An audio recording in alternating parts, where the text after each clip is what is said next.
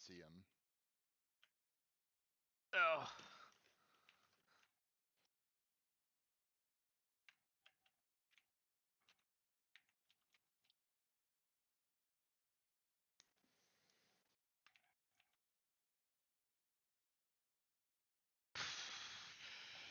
Okay, what time is it? 7. Let's.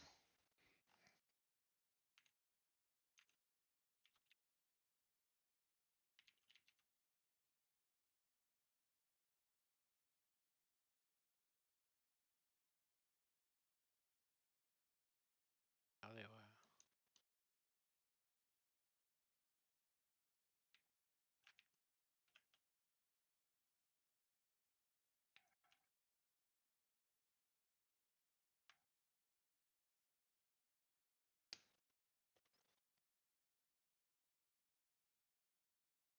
Hmm.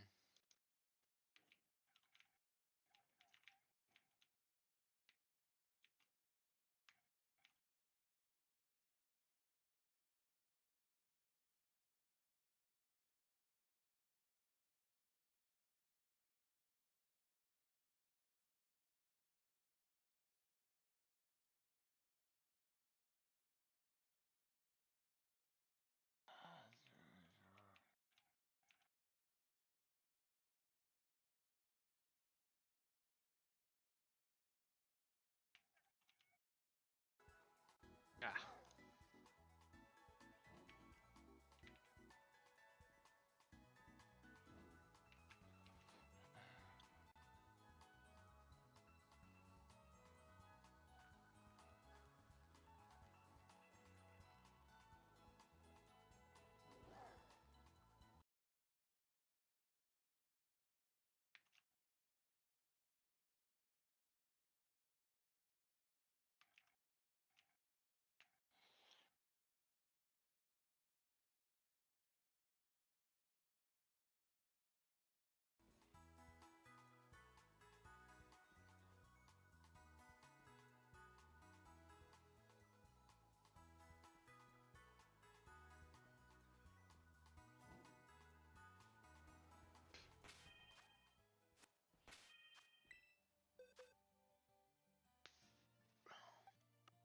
I have to go and work tomorrow, sadly.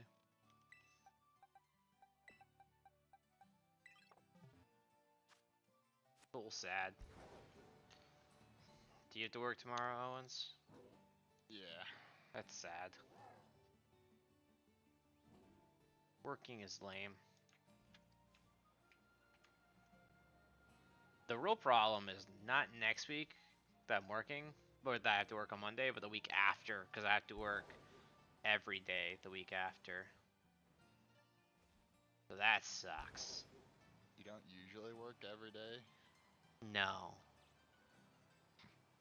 I haven't worked every day since... I haven't worked since Thanksgiving. Well, the week of Thanksgiving, I should say. Jesus. That's the last time I went to work, was the week of Thanksgiving.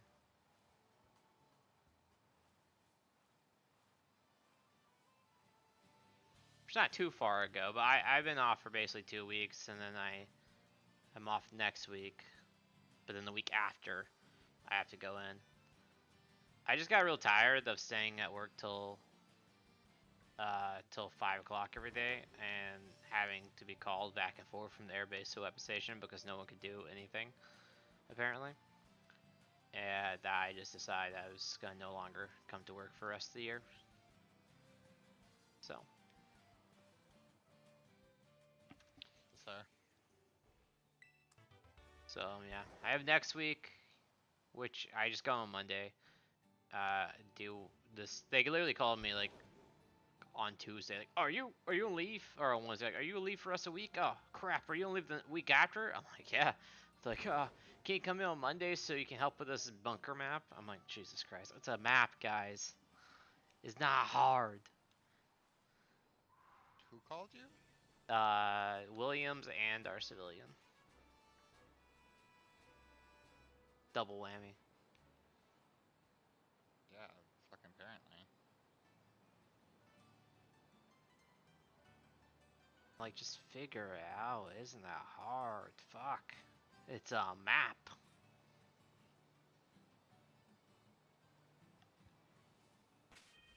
It's a map, Owens. I mean, knows about maps, but they're really not that hard. Were you aware of that? So, I so I had to do the GIS test. Yeah. And I was like, I wasn't worried about it, but I was like, fuck, I haven't touched this thing in 5 years, Yeah. right? And Is that shiny? I honestly can't tell. Yeah. I I got done with it. It's a 2-hour test. Yeah. I got done with it in 15 minutes. Yeah. And then I was Like, oh, I remember that GIS is simple. I was like, I feel like that was a lot easier than I remember. And then I proceeded to sit there in the back of the uniques class, watching the airmen take 2 hours to do it. Yeah. And I was like, I don't know if it's going how on? I don't know if it's how I teach. I don't know if it's a lack of people. Because a lot of GIS to me is like, have you ever done anything on a computer? Yes. Okay, this is easy. Right? So I don't know if it's how I teach. I don't know if I've tried multiple ways to relay it to the people, you know? And the day, all relations come back to like, I try to break it down, relay as simple to as, because at the end of the day, a lot of GIS for like data management. I mean, catalog is just a file explorer, just with different with different file types and different folder types, right? You know, deep down, right? Yeah. I mean, a shapefile is very different from just like a regular ass file because there's like geospatial data attached to it and blah blah, and a shapefile is comprised of like 3 separate files, right? But blah blah, and a feature class is different. But you know, a database, if you think of it, it's just a folder, right? And yeah, I mean that's really a database is just a folder that you put your shapefiles in, right? A feature class Yeah. is just a feature. Database is just a folder that you put shit in. A feature class is just a more divided up folder of different things like real property, you know, sewage, electrical, blah blah blah. And then within that is where your data sits, which is just data. It's just data, which is shape files. I feel like if you understand that, you understand how to do like any type of editing in GIS, and then from there it's just boxes and scales and oh, you want to put a legend? Go insert, put a legend. you know, Yeah. nine times out of 10, I just use the defaults anyway, so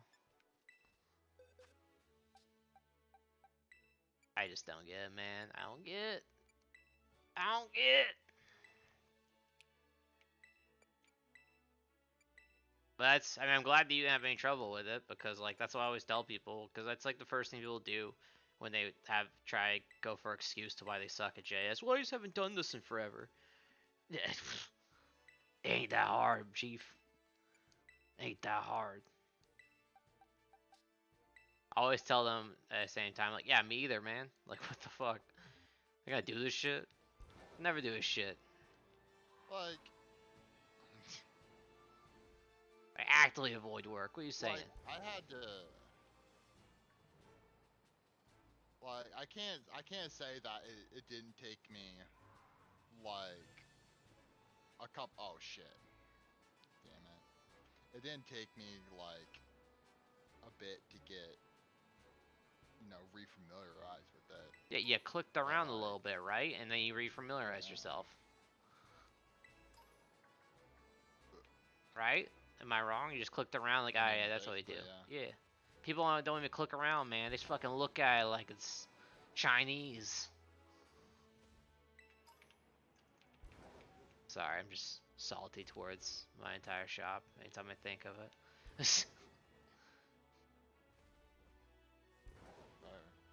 I just can't believe that I take leave and everyone loses their mind because a single map has to be done.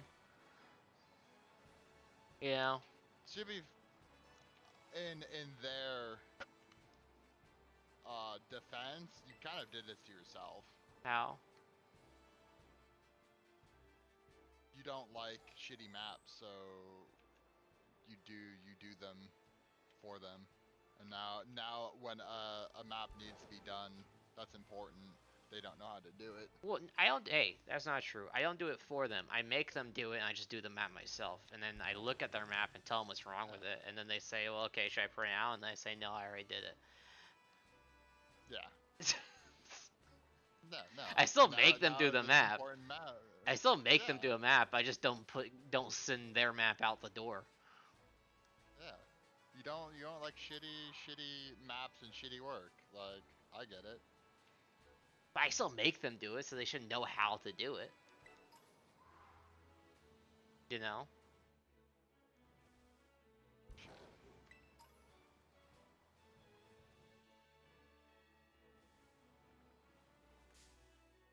Like, I can tell you, Well, what's that one map you were talking about? It was like you were telling me like a couple weeks ago how yeah. I think they're doing like O maps, and you're like, yeah, we'll do it on Monday, and then you sat down and just did it in 15 minutes. Yeah, there was that map, but so what happened? It was a C1 man that was trying to let them get off early. I was like, hey, just go do a C1. It was prime beef. Just go do the C1 first guy and head out, right? And it took them the next 2.5 hours, and they didn't even finish it. And I was like, hey, and then they were like asking to go home because it was coming 4 o'clock. I'm like, fine, just get done before our Thanksgiving luncheon tomorrow. And I got there at 7, and no one was there. And I'm like, I have no idea where anyone's at. So I did it, finished it, brought it over to a guy before they ever even showed up. And then I didn't tell them I brought it over to a guy, but they finished their entire it took them another 3 hours to finish the map. It looked like complete garbage. I went through it. I told them what they needed to fix on it. They fixed it, and then at the very end, I was like, they're like, all right, should I bring it over to them? I'm like, no, I already finished the map this morning. And then they were upset with me. They were upset with you. Yeah. And I was like, why do I have to do this all then? I was like, because you don't know how to do it. So that's why. It's training. But that was collectively 8 hours for a C1, Owens. Maybe 5. Collectively 5 hours for a C1. I would imagine you can do a map after that, Oh yeah. I'd imagine. Yeah, no. But they couldn't. Honestly, the only thing that has fucked with me is that you had to create your own. Like it was just the map. Like there was no template or anything, so you had to figure that shit out.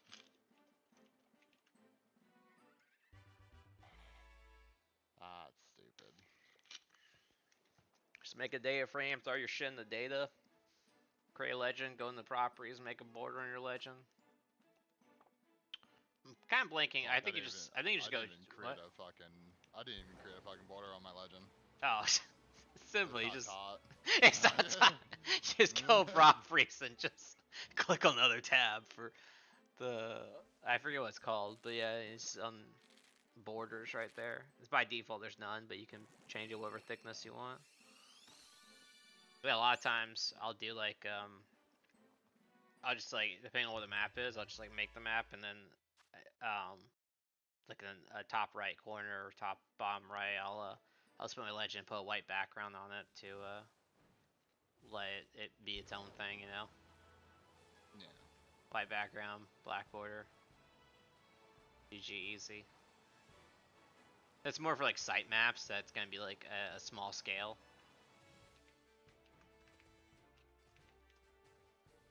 so they can walk around with it.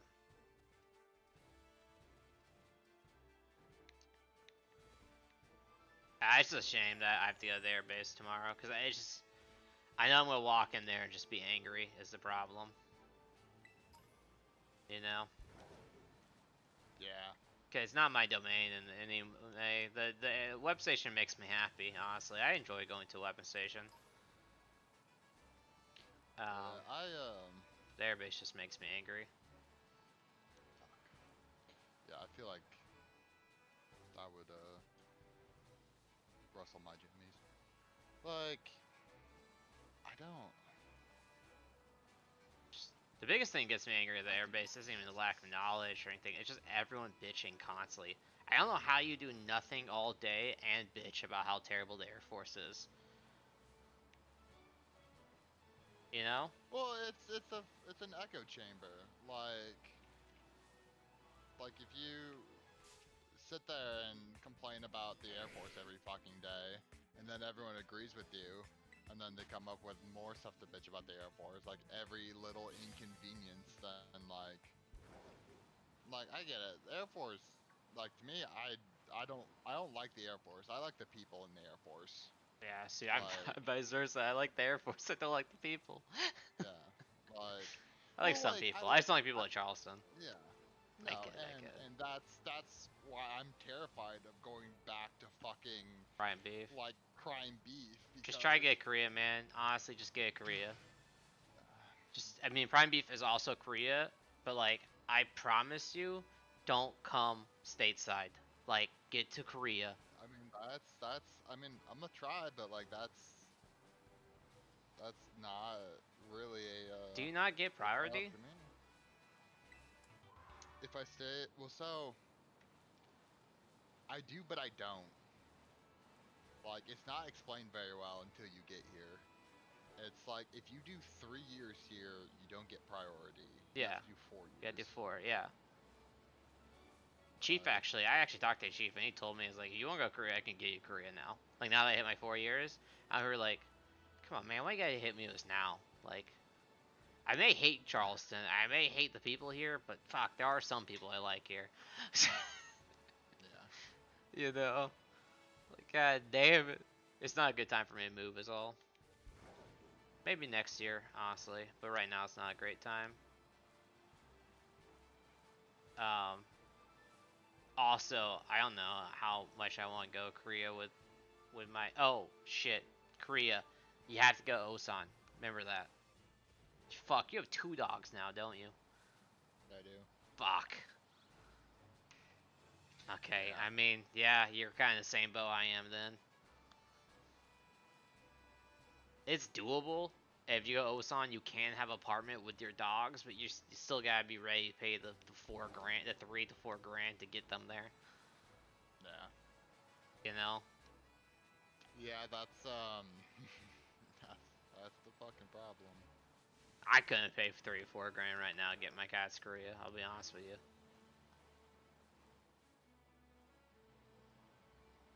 I'm about to pay 700 next week for the ceiling to finally be done. Yeah. Kind of. I still have to paint the bitch, but the ceiling will be done. The finishing will be done.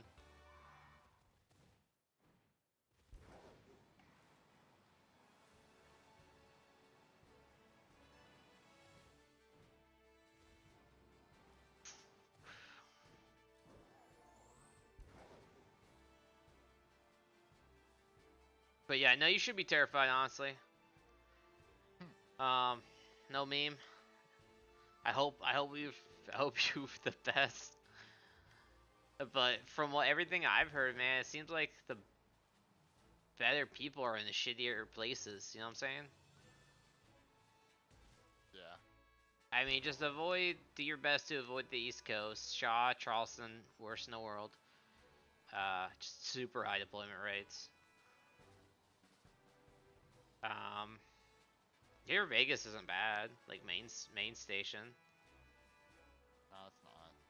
But I was just there. Oh yeah, that's you. I think told me that. The only person I know in It's Vegas. just just all blends It together. just all blends together, brother. It just all blends together, brother. You know it. Yeah, man.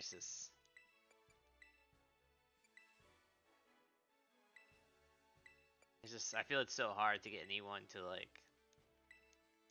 I feel like I ask for so little. You know what I'm saying? Yeah. Like I'm really not, dick.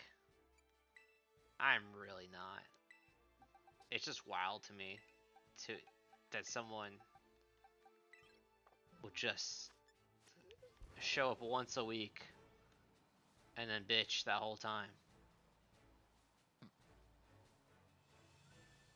Like literally joins the Air Force, gets pregnant, has a kid, is on leave, and then has a weird relationship with the chief, and is just always gone or whatever, you know. And there's just no repercussions for anything, and there literally can't be. Just so weird, man. It's so weird.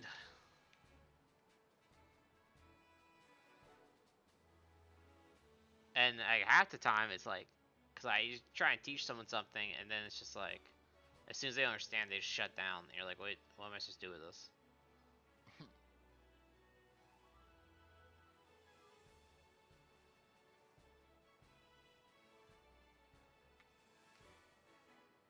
Yeah, you just need. I honestly think that most of your problems can be fixed with just a couple more NCOs. Yeah, I guess I just don't understand what NCOs can even do. As NCO, I understand what we can do. Like I can paperwork, that's cool. That doesn't solve the problem of people just not caring enough to learn their job. You know what I'm saying? And Yeah, because the only no, way and I that's can not think of what. try to like make people want to learn their job is to, it's gonna sound bad, but put them in situations where the lack of their knowledge is embarrassing. You know what I'm saying? I mean, that's literally what I've been. So That's like what I do. I having them. actively. It's not. I don't want to say I'm actively putting places to fail because I'm not like, oh, watching them fail and be like, "Ha, you're in trouble now," right? I'm watching them struggle. I'm watching them fail, and then be like, "Well, what do you learn from that? You know, how do you not do that next time?" Yeah, but it's the repercussions that like stick with people. Like if there's no consequences for any of their actions, like they're not gonna give a shit. Yeah. Like, and that's like the biggest thing with the military right now. It's like well, in my opinion, what the biggest thing about the Air Force is like there is no consequences. Yeah. Like, but there's a difference between hitting them with a hammer and fucking like slapping them. Yeah. Like the schoolhouse, like there's no repercussions for anything in the large scale of things because everything stays here, right? But right now, I think the schoolhouse is just making everyone jaded, Yeah. like the new system, because the new system is it's like, hey, uh, you failed your room, 341. Yeah. You're late for formation, LOC. It's like, oh, you failed your room again, LOR. Yeah. And like, and they don't kick anyone out due to it. They're just like making people super jaded. It's like, oh, I fucking I got 341 pulled because I had two 341s instead of three. Cool, I got an LOR because of it. Yeah. And then they don't give a shit anymore. Yeah. Like they're not striving to be better. They're just like, fuck it. Like everything I do gets is under a microscope. Yeah. Like and I can't be perfect, so I'm not going to try. Like I stopped pulling 341s because of it. It's like, cool, you like I'm a PT your ass Yeah. like as much as I can, and then but Yeah. I don't. I mean, I don't think paperwork really does anything. To me, paperwork is just a tool to get someone kicked out of the military. A lot of times, right? Because I just don't. Yeah, and that's the thing. Maybe that's my problem with trying not understanding others. Because I could just think of what would affect me. That's why I say like social, like being perceived as dumb is what would affect me, right? Yeah. And it's like, and just like the inability to do my job in front of others, you know, like looking like a fucking idiot, right? That's what would annoy me, right?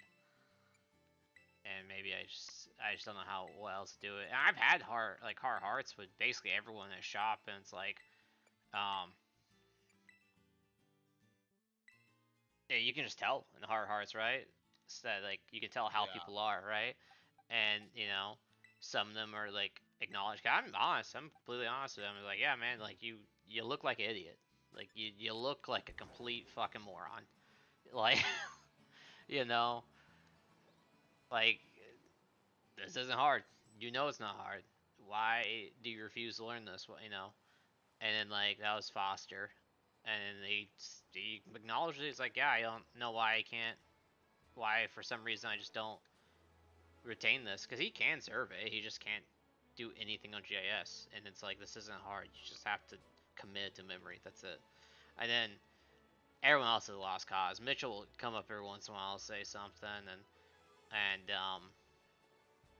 you know, like, oh, you know, what is he's staff select because he's a personable person, and that's it. He's absolutely useless at being EA. They're like, oh, what, um, what are some things they need to do? And he came and talked to like all of us, and I talked to like Ho, and basically all me and him said the same shit. Like, I mean, one, you have to, show up on time. That's a big one. Um, Like it's ridiculous how you're never here on time, and then no one else wants to be here on time because why should they, right? And he's like, well, Williams isn't here. I'm like, yeah, and you know why he's not here on time, and using an excuse is a pretty shitty excuse. Um, And I was like, I'm not like, talking to Will. I'm not talking to Willems at the fucking moment. Like, I'm talking to you. yeah, Like, you want to be a good sergeant. Like, yeah, show up on time. yeah. I told him too. I like if people like you, I mean, you should probably learn your job too. I told him that too. You should probably learn your job because you don't know how to do most things. Um, I think I also told him you're really lucky you got a promotion statement because he passed. He made staff by 2 points with a promotion statement. So yeah, I'm just like, I mean, I'm honest with him. That's people come and ask for my opinion once is the thing. you know, I'm like Yeah. I'm not pulling punches. Like I'm not saying it's a mean thing. Like I'm not ever just like trash them. I'll usually pair it with like something they're good. If they don't have any, I won't pair it with anything. But it's well, yeah. I mean, there you go. It's like people like you. There's the good part, right? Like I'll pull good things. It's just I'm not gonna be like, oh, you just gotta keep doing what you're doing. you know? Yeah.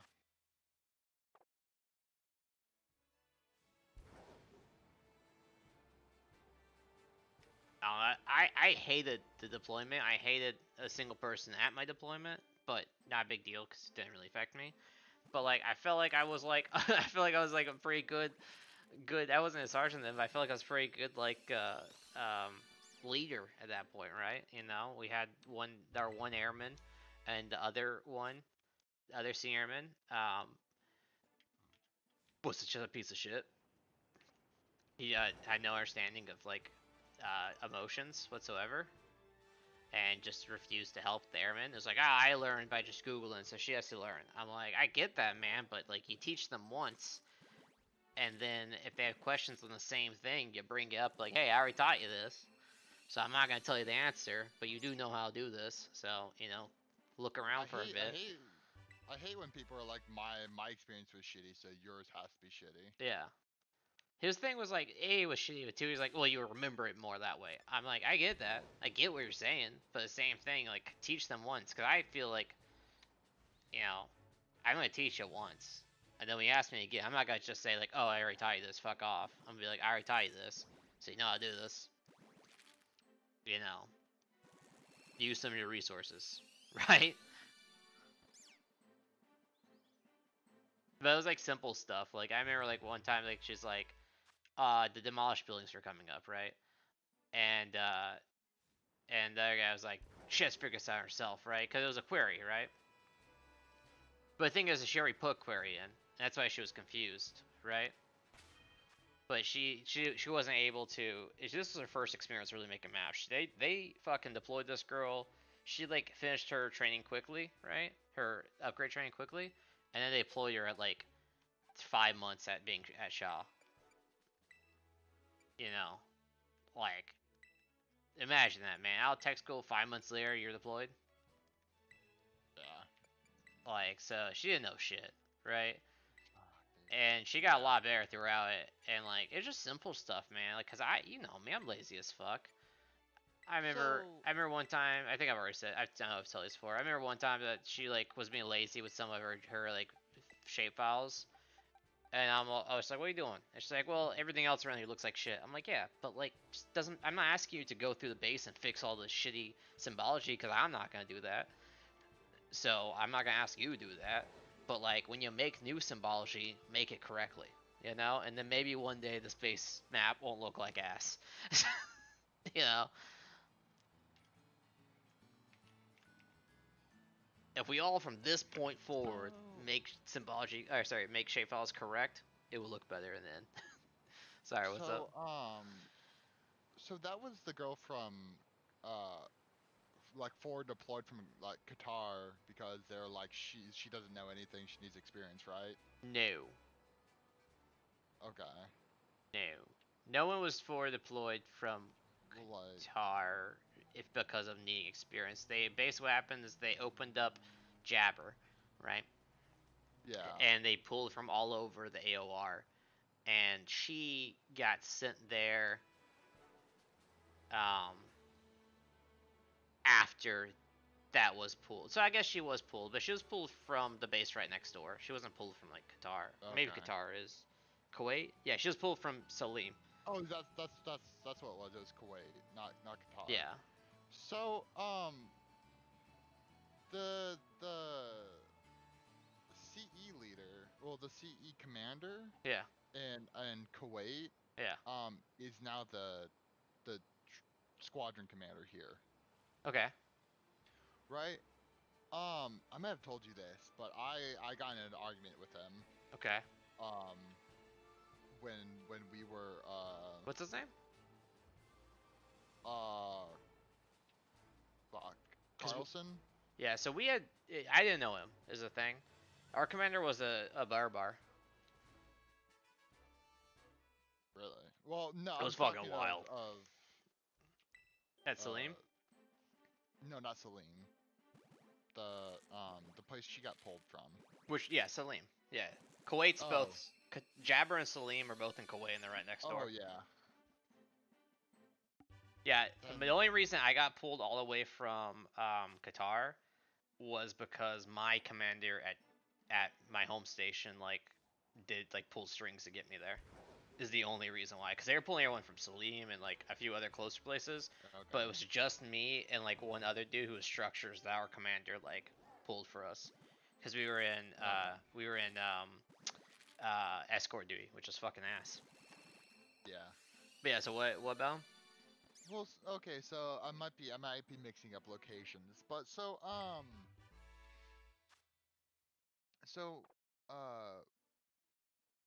we were kicking a kid out, Yeah, right? Um, good kid, dumb EA, yeah, right? And so he was sitting there, and he was like, when I was the commander in wherever the fuck he was, right? yeah. In the Middle East, Qatar or Kuwait. He was like, he's like, I got a airman was who came straight from tech school, right? And he went on this fucking rant. Yeah. And he's like straight from tech school, got deployed to my unit, and didn't know how to make a map. Didn't know anything about AutoCAD Map 3D. Yeah. Couldn't make a map on AutoCAD Map 3D, and that is unacceptable. We don't And I teach went, that. we don't teach AutoCAD Map 3D, motherfucker. Yeah. I was so fucking angry. How many times in your life have you He's seen like, AutoCAD Map 3D? well, Red Horse, we use it all the time. Oh, do you? Okay, okay. Yeah, that's the only thing we use. And but nowhere else. And Yeah. I was like, sir, was she from a Red Horse unit? And he goes, no, it was Prime Beef. I was like, sir, they don't use Map 3D. They hardly use AutoCAD. Yeah. Like, it is all GIS, so it is unfair of you to and he was like, his entire spiel was like, we just sent her away. Like we couldn't deal with it. We couldn't train her. We just sent her away.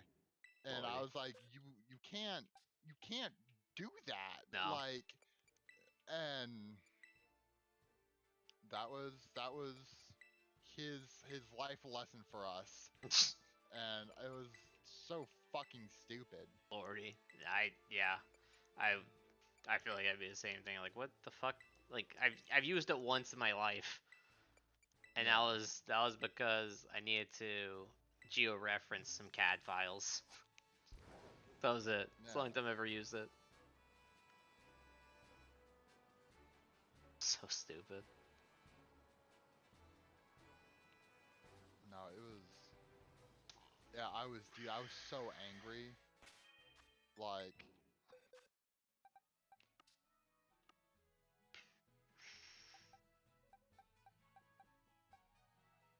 dude hates EAs. Oh Like, yeah, I'm off count. I dude. Yeah, I feel like a lot of commanders hate EAs because I feel like they have a lot of bad experiences with EAs because like EA, I've always said EA is such a weird fucking job, right? Because it's like it's a job that requires you to be adaptive, be creative, and retain a lot of information, right? I get that, right? And the thing is I get that, right? I do get that. With all my shit, like people, like this shit isn't hard. Like I do get that, but when I say retain a lot of information, I'm talking about for when the hard stuff comes up, right? Cause that's the thing with EA is like it's the easy shit. Like I'm gonna make a map, I'm gonna do whatever, but then like that thing comes up, and you're like, oh fuck. Okay, yeah, I got this, and then you gotta like figure that shit out. You know what I'm saying? Yeah. You know, and it's like, can you use your knowledge of all of how to use the auto level, how to use the total station, how to use some GPS, how to use the programs to complete whatever the thing is, right? You know, Yeah. and make it come out No, I right. know. You know, because Rogers, she's making a road. That's basically been her whole deployment, and she's never done anything like that. So she's trying to fall on what she can fall on. She's good at math, so she's trying to fall on a lot of her math skills to make this road work, right? Not the best at surveying, right? So she's trying to do her best with the surveying, right? But it just is what it is, right? But it's like using the skills you have and pooling from those different, memory banks and getting what you have to get done, right? But not. The problem is when a lot of people don't understand any of that, and they never took the time to understand things about our programs or equipment, stuff like that. They just look like idiots, and a lot of it comes down to perception, right? Because people always say perception is reality, right? I like to come out looking strong, and sometimes I don't know what the fuck I'm gonna do, but I'll look at them and shake my head like, yep, all right, I got you, uh-huh. All right. So I'm gonna do this, and yeah, and then I do said thing, you know, and they're like, "Oh, it's good, great, thanks, exactly what we need." I'm like, "Yeah, definitely." That was my entire project management stunt. I've never done anything in project management, and all I did, I mean, in project management was a different story. Actually, management, I took a whole different route. Project management, I was basically took the route of I'm gonna be 100% honest with every single person I come across and tell them I've never done this before. So tell me exactly what I need to do, and I will do it. But I took pride in not asking them twice. you know, Yeah. hey, that was awesome. I made and like yeah, I was like I'm just gonna be I've never done this. Tell me exactly what you want for this. I get it now, right? You know, and it's not like I just came out with nothing. You know what I'm saying? Like when I did Yeah. my first statement of work, right? Like I wrote my whole statement of work and everything, and then before well, you do submit it to finance, not finance. Fuck, what do they call it? Contracting. I said it when it's like, all right, so here's my statement of work, just so you guys know, it's the first statement of work I ever did. Just let me know what I need to change, how I did wrong on it. Like I wasn't there because everyone was always saying like they're fine with contracting, right? I'm like, I'm not trying to fight with you guys at all. You tell me what is wrong with this, and I'll fix it. you know. I always hear so many times of like sucking texts and shit, just be like, "Oh, fuck these contracting guys! They won't give me this. I know this is right. I can do this." I'm like, "Hey, man, they're the ones who gets the money or not." So I don't know. I feel like your relationship should be nicer rather than, "Hey, fuck you, fuck you," you know. Yeah. But that's just my thought. You ever write a statement of work? Um, that actually went to contracting now. Oh, okay. We're not very big on statements of work in Red Horse. That makes sense. There's not contracting out, right?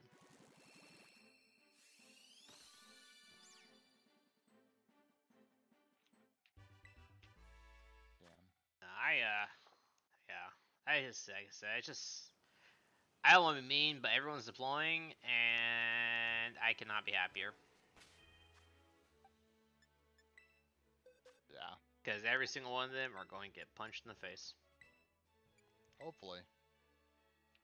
Just fucking smackaroonie right in the face. I hope they don't do the whole, you can't do a map? Here, have a fucking shovel. I hope they just make them feel like ass. You can always request that.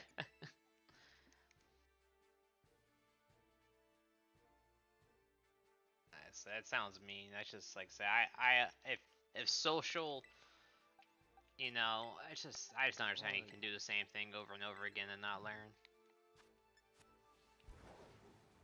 At the end of the day, it's just like I said, it's a complete, like I can only attribute it to this point of just a severe lack of not giving a shit, which I get, but like I guess I'm just in the philosophy of like, if I'm already there and doing it, I'm gonna learn how to do it. You know what I'm saying? Yeah. It's not like I sit at my desk and be like, oh, I should practice my GIS, you know? But like, when the map comes up, like, I'm gonna do it. Yeah, I'm gonna do it a way that works, right? And when I see something that doesn't look right, I'm not just gonna say, oh, no one will notice. Because that's the big thing. Is like, something's not right, and they're like, literally will say to me while I'm standing there, like, oh, it doesn't matter, it's small. I'm like, no, it does matter, fix it. Like, what the fuck? Like, well, I don't know how to fix Damn. it. What's Well, that? let's figure it out. What's that fucking thing? It's doing. The The right bare thing when no one's minimum? looking. It's like. It's one of those core I things. don't fucking know about that. Don't come at me with some course. Contracting the Navy is like, I shit on the floor, are you good? No, fuck you. Yeah, too bad. You already paid me a 13 million contract extension for this. It's just wild to me, man. God damn it. Just wild. Like, I just remember the amount of times I've looked at a map and I realize I missed something. I've exported the map, I realize I missed something. I just lean back and go, fuck. Alright. That's literally what I did for the final test Yeah. on GIS. It's like Like that oh shit. shit. That shit eats away at me, man. You know, like I'll sit there and be like, yeah, every once in a while I'll like, fuck, it's small, no one knows, and it's printed out. I just look at it. I just keep looking Yeah. at it. I'm like, god damn it.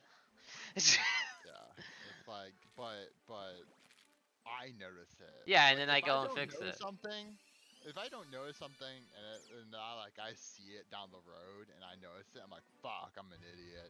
Yeah. Fuck, I'm not gonna print that fucking thing again. Yeah, you're not Like I'm gonna not rip it off the gonna. wall and go change it out when no one's looking. You know, you're just gonna like, ah, fuck. Yeah.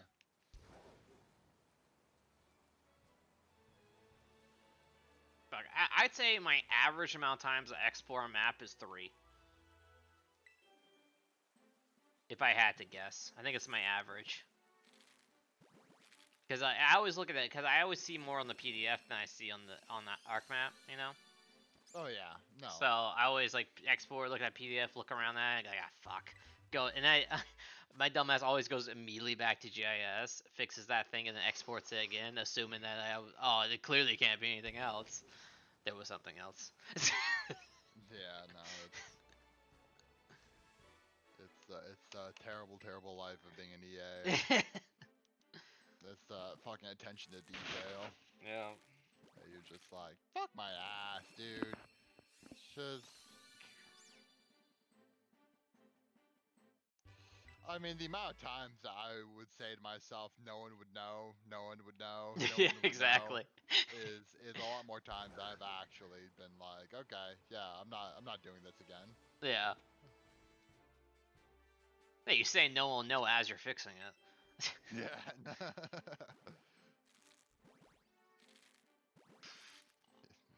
Really is the curse. I feel like that's what makes the like EA like a good EA good. Yeah. It's just not here. It's the problem. It's just not here. It's a shame. Yeah, but like I also feel like But I don't know it's how you like teach that specifically. You know, 'cause that's what needs to well be taught. well I don't think we're not teaching it. I think they're losing it. Well, yeah. Like I mean, that's what like I'm saying. somewhere. Like and I think it's that initial like contact of getting to like a base. Cuz like I understand Williams is going through something, Yeah. right? And I will never hold that like against him. Yeah. Like but there's you have you know Mr. Fuck for Brains Yeah. like who's putting on staff like you'd be like I don't care like I'm a staff I don't care guys Yeah. like it's just so cool not to care and then that's what those airmen are around and so Yeah. the airmen are like it's so cool not to care right and then you get there like and you're like what the fuck is going on here Yeah. and then they're all like jumping on their dads going it's so cool not to care fuck the air force it's like if if something's wrong it's them not me and then That's a big like thing. that's It's just like it's never me. I'm like, ah, man, it's just like so over me like grasp people thinking like that because I'm like, what how many times but does the what same thing have happened to you for you to realize that you're the X factor, that you're the factor? like You know? it's like because like I try to teach my students like when they're like AutoCAD isn't working No, like Hawkeye's working. GIS isn't working It's working. it's like this isn't working like I'm doing this and it's like well okay so what if you were the problem like forget AutoCAD what if you were the problem and now what would happen if you looked at it from this point of view Yeah. right and then it magically gets fixed Oh like shit. it's just fixed it like you walked over here and it fixed itself it's like hey That's the crazy part to me. You gotta be careful with a take that hot. I That is a flaming take right there. I feel it, man. The amount of times I've said, you know, it's like I tell people like it's So it programmed. doesn't work. I'm like, what if you're fucked up? It's Not possible. not possible. It's a program. 9 times out of 10, you're the problem. Like,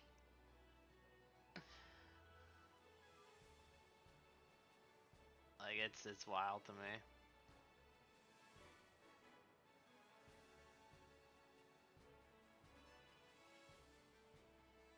Like, I'm always gonna believe my students when they're like, this isn't working. Like, because like, our shit's not the best here at the schoolhouse. Yeah. Like, and so, like, yeah, no, totally, it probably isn't working. Okay, now show me what you're doing.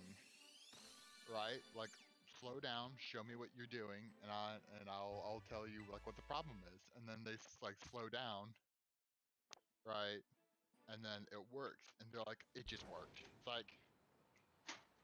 like, damn, that must be some fucking god. Like, that's that is witchcraft.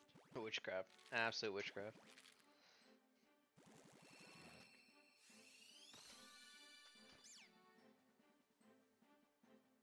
But I and again I think sometimes you just have to be able to like look at an airman and like ask him those questions, right? Is like, okay, what if you're wrong? And like, and that's, I don't think that's something happening at the hell?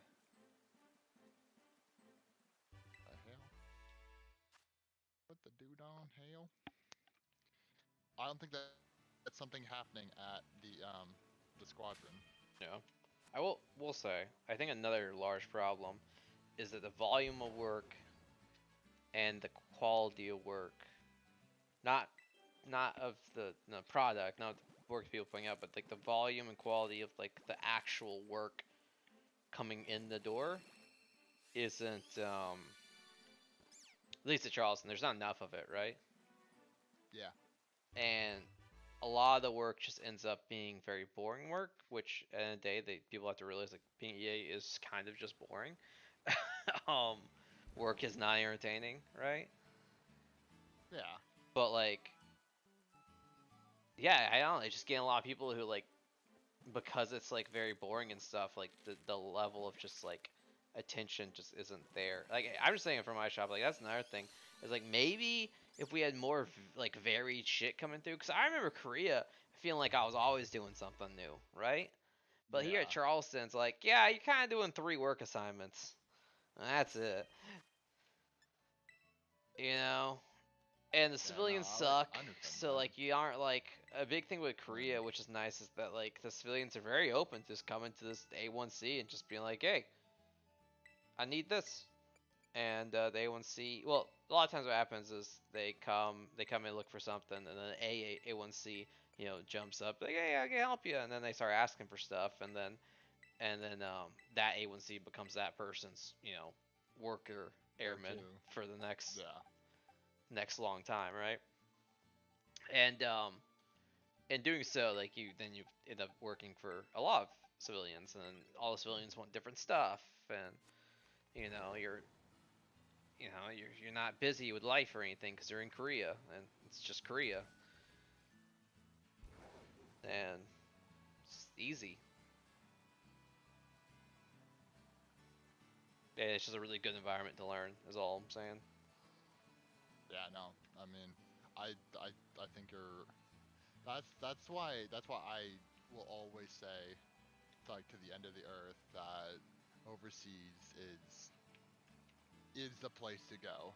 Yeah, Like, you can't get the best EAs come from overseas. yeah, That they're molded overseas yeah, because it's like you don't have bullshit going on. yeah. Like, and if you have bullshit going on, then you you you did something.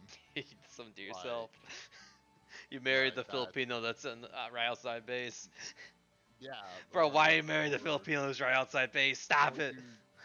you stuck your dick in the CSS, the crazy CSS airman. Oh, I'll do it too. Like, I'll do it too. Or you invite your and supervisor she to an wants. orgy. My dude's like, I know it's crazy. I'm gonna fucking do it. Yeah. That Like, happened. but Roche you have to. invited her supervisor to an orgy. Wait, Roche? Yeah, you all know Roche. I'm just dossing everyone. I'm on stream right now. That's the crazy part. Well, that's flaming hot take right there. Doxed his ass. No, her ass. She's an officer now. She is an officer now. Oh, Oh god, I forget what he did. He did the right thing. I don't remember if he went directly to her and then to like supervision. Like, hey, I just want everyone to know. I said no. This is unacceptable. She can't. She can't say anything. I said no. It was one of those Bad crazy airman. ones. Bad airman. Oh no, that's not what it was. She did do that, but she also sent him like pictures. But that pictures were apparently on accident. It was supposed to be to someone else. oh boy. Alright, well. That's a flaming hot. I'm gonna be joining you in a second. Yeah, what happened? Where'd you go, homie? Oh fuck, that's funny. Oh, I was finishing up some of the shit I had to do today. Damn it, dude. Yeah, crazy man, crazy life I've lived.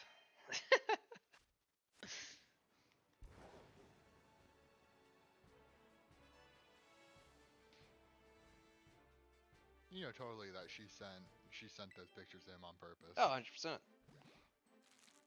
Yeah, she was weird. She was like a 26-year-old virgin when she got to Korea. And she had her first sex time with some, I don't remember what he was, maintainer maybe? I don't fucking remember. I don't care either. But she was just like, just like, constantly talking about her sex life. And we're like, Grosh, no one wants to fuck you. You're a goddamn tree trunk. Like, stop it. God damn, man. You're lucky that it's just a bunch of dudes who aren't gonna report you to EO. You know? Like, imagine that was a fucking dude. And we all could have, but like, none of us are gonna go through the fucking hassle. Yeah, But imagine if that was some dude just fucking, yeah, I fucked the shit out of this girl last night, you know? Got them anal, you know what I'm saying? Shit, boys. Yeah, how you doing, Roche? I did anal last night. Boys. What? Like, boys, yeah, boys. Yeah, no, totally. hell yeah, No, boys. I have sex. I have sex all the I'm having sex right now. Yeah, right now. Do you know what sex is? Not a clue. It's like breathing, right? It's like breathing through your nose. You said to come, right? Yeah, I guess. Well, I'm having sex then right now. What?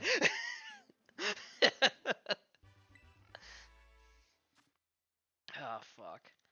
Yeah, no, man. Yeah, she got. I mean, I honestly back in the day, I didn't even know what it was, right? Because I was a wee lad, you know. But she was just like in the swinger mind. It was weird because she started her swingers career with her boyfriend. Because what happened? I mean, looking back on it now, I know what happened, right? So her boyfriend, he's a swinger, like right deep down he wants to be a swinger, right? I'm assuming. Maybe it was in her, right? Maybe it was a 26. Maybe it was a 26, you know, fucking comeuppance. You know, because she was just so horned up. Like, hey, babe, you know, I really like you, but I want to have sex with other people. And that never she's actually like, worked. you're breaking up with me? He's like, no, I want to swing, like. Well, I'm talking. They were fucking like they're fucking with couples. Like they were like swinger couple. Like so they'd have orgy with like other couples on the base. I retract my statement. That does work for certain couples. Yeah, that's what I'm saying. They weren't like, hey, I'm gonna go fuck a girl and then like also fuck you. It was like, no, like together we're going to have foursomes or sixsomes. At that point, it's orgy. When does it come to orgy? At 5? I don't know. I Sex. didn't realize there was a fucking mathematical number associated with that. There has to be, right? But yeah, no, like yeah, they were into that, and I sex. Sorry, jeez, I just said sex. Phelps knows a lot more about her sex life than I do. To be fair, I'm like us on the back end, so he really has the real deets about it. He did not swing with them. Let me first say that, but she would always talk to him For a about. second, I thought Phelps was the one who joined the fucking call. I was like, wait. I No, thought it was too. no, she was just. Glad I'm not the only one. No, because a lot of his knowledge is coming from Phelps and Tyler is the thing. Because I left before she got full like swinger territory.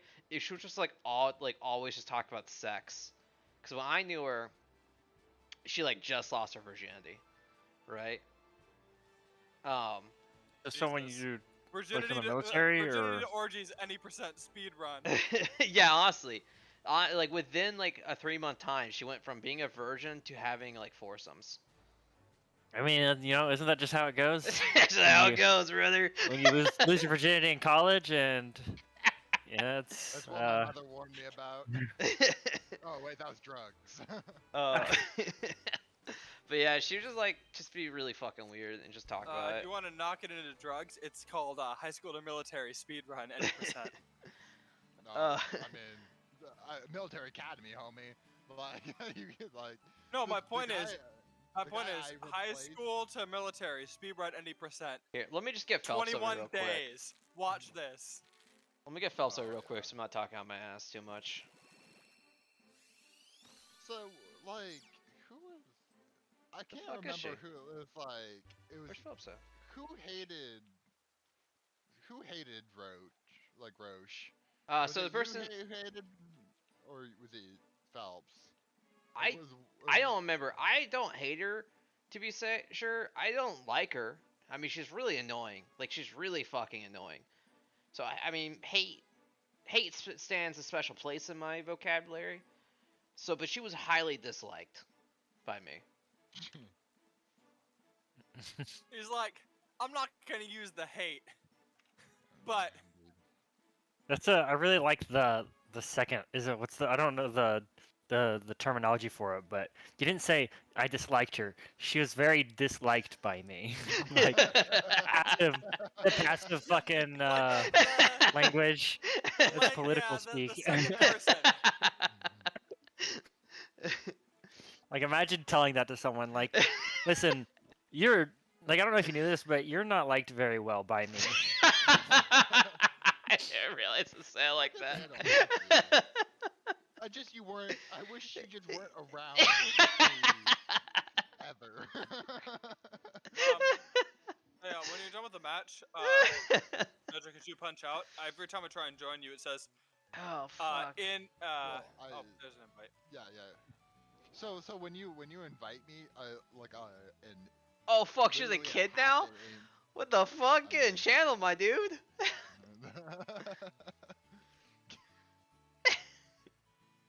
What? Roche has a kid now, apparently. God damn, hope she's not still having foursomes with a kid in the house. I mean, there's a good chance that that kid isn't her husband's or partners. Oh my god. Virginity to Like, pregnancy speed run, 80%. Yeah, I mean, that I was- told you that so was many fu- times to remember my fucking I account. mean, it makes sense. That was like 6 or 7 years ago. Right, so that's Yeah, fair. yeah. That's fair. It's wild that Korea was 6 or 7 years ago. God damn. Yeah. Fuck. Try not to remind me. Fuck. So goddamn old these days, man. Dude, yeah, no, it's. Where it's, did it it's go? wild. Where did it go? It's weird how fast this goes when every day feels like fucking molasses. You're just like, I hate my life, I hate my life, I hate my life, and then but you say it so often that it just becomes natural, and then like you're like, I hate my life, and somebody's like, you've been saying that for 7 years straight, and you're like, I have. What? Oh fuck, man. Oh man, it's 'cause, wild. like, I've almost like in was it June? Yeah, in like end of May, early June, I've been at the schoolhouse for 2 years.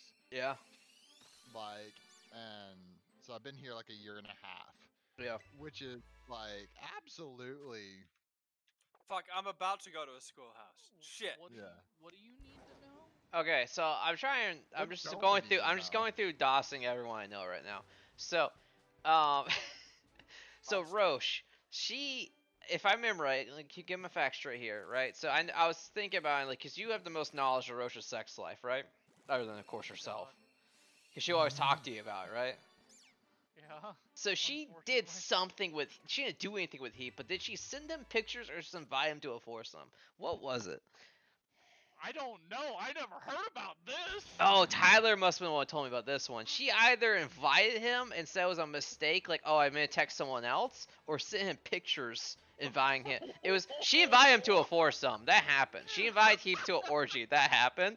But she either sent pictures with it or did not. I don't remember. I know this, I guess, from Tyler then. Oh, wow. And with that, I'm out. No, you can't leave yet. You can't leave yet. Dude, I am doing something right now. Ah, he's so boring. God damn it. No, Okay, no, one no. last thing before you leave. Did she? Do it. Fuck. I need to know if she had fucking couple orgies or singular orgies. Why is that an important detail? I don't know. I think it's funny across the board. I love how you're like, no one wants to have sex with you, you fucking giraffe. That's the crazy part. Like, I always wondered who the fuck she's fucking. You know? Cause Well, like, hang on. Well, can't talk about that without proof. I mean, I Oh, could yeah. try. You want- I mean, you want- the problem you want was to she was prove. Korean with like no chest, no ass. Oh, I thought you found her on. Oh no, you found Roche or whatever, didn't you? Roche, she was in the I military. thought you She was a- were. I thought you were. You were looking up people. I thought you had found her. No. No, Roche, she was I mean, she was American, but it's she easy to was find, though. she was Korean. Yeah, it probably would be. She was Korean, but she had no ass, no chest, and was 6'3", I want to say. Oh god. Like she was a fucking Jesus. tree trunk. Like, she was big. She wasn't like super fat. I mean, she was definitely was overweight a bit, but It was like a birch tree. yeah, she was a goddamn grand oak. No, Oak has knots, dude.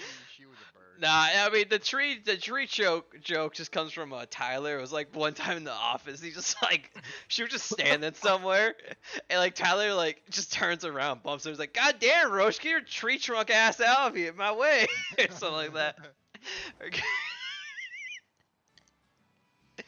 It was funny. He really hated her. Like he despised her because he was in tech school with her, and it was just too much time with her. Honestly. Yeah. You know, I try to limit my interaction as much as possible. They really do make the best officers. Really. Koreans? Getting pregnant in the Navy is considered a fucking party foul. Party foul? Party What's foul. that mean? You get taken off the fucking ship. Mm. So you're Yeah. a piece of shit who can't complete your sea tour. Oh, Then some poor fuck rotates early to cover for you. yeah, Then everyone hates your guts. yeah.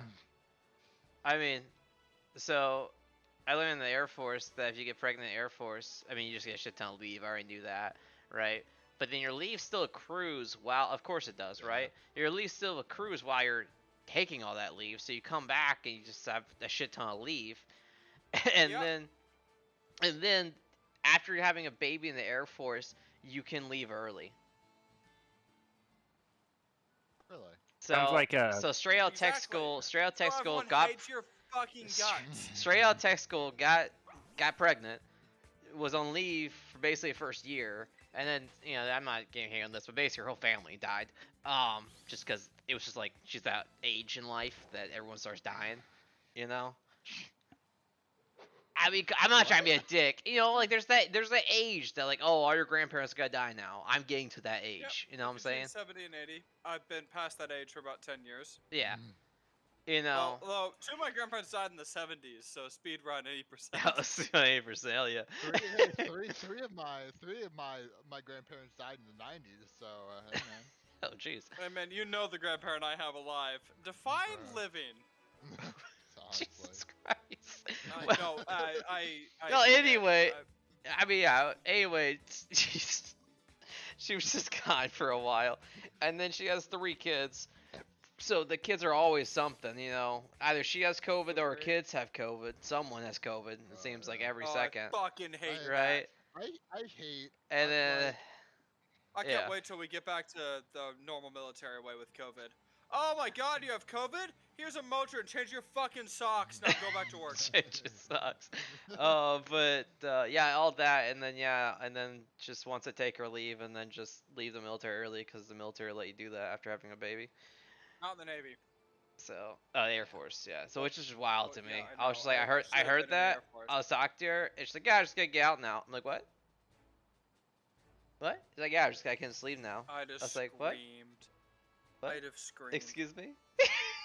Hey, I've go seen ahead you and- for like a and month leave. of this entire Yeah. time. In your 3 years in the military so far, I've seen you for like a month. Nah, it's been like 2 years. Yeah.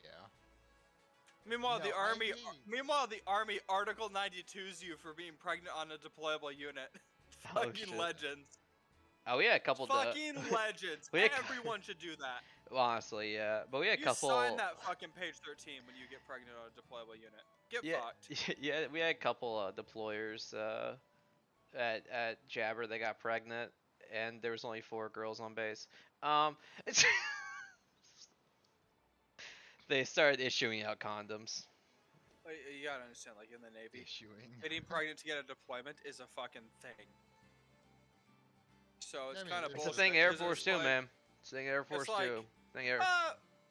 Imagine telling your kid 10 years later, "Oh, I had you because I didn't want to fucking deploy for 3 months." You fucking piece of shit. Like so I don't mind people having families. I hate when people have like use their families as excuses for everything in the world. Yeah. It's like yeah. all right, PT at PT at 8. It's like I have to drop the kids off. Like I'm not going to PT, and I'm gonna be an hour late for work. It's like all right, man. It just blows my mind, Like- man. Like, so like when I was a kid, my mom, not in the military, but she worked at a military base, right? She wasn't like a GS employee. She was just, it's a guard base, so it's just a regular, state job, right? And she worked there, and we lived not in a very good area. And my mom didn't want me to go to school in a not very good area, so we had to go out of county school. Now, out of county school was a drive, right? So she had to drive 30 minutes to take me to school every morning. She dropped me out of school 30 minutes before school started so she could get to work on time, right? So I sat, it was like 30, 40 minutes. I think it was more like 40. So I sat at the school every day for fucking first through, sister drove first through 6th grade. I think that's when my sister started driving, when I was in 6th grade. 5th or 6th. So she drove me 30 minutes every single day to that school. And then I sat there at the school for 40 minutes every day. Just sitting there waiting for school to start every day, right? She handed me my Game Boy, I played my Game Boy, right? And then she would drive another 30 minutes from my school because it was not on the way to her work. She drove another 30 minutes to get to work, right? And then coming home, same thing. Driving 30 minutes. Well, coming home was a little bit different because I would stay at my friend's house coming home, right? So I'd stay at my friend's house, and then she would drive to my friend's house, which is still like 30, 35 minutes away from her work, and then drive home, which is another 30, 35 minutes. So 2 hours of driving every single day for 6 years of my life. 7 years of my life, kindergarten through 6th grade, right? And also she can be at work on time, right? And I see people like you're saying, oh, I can't come and work on time because I have a kid. Like, it just blows my mind. It just blows my mind. I'm honestly baffled. Oh, they have classes in the game again, by the way. What's I'm up? baffled. I'm fucking baffled. I'm fucking baffled.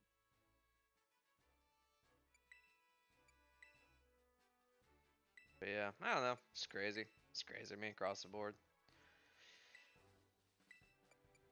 Like, okay, we need a European country. A European company. Alright, Nordvik. Okay? I'm surprised they let people do the whole child card at the schoolhouse, Owens.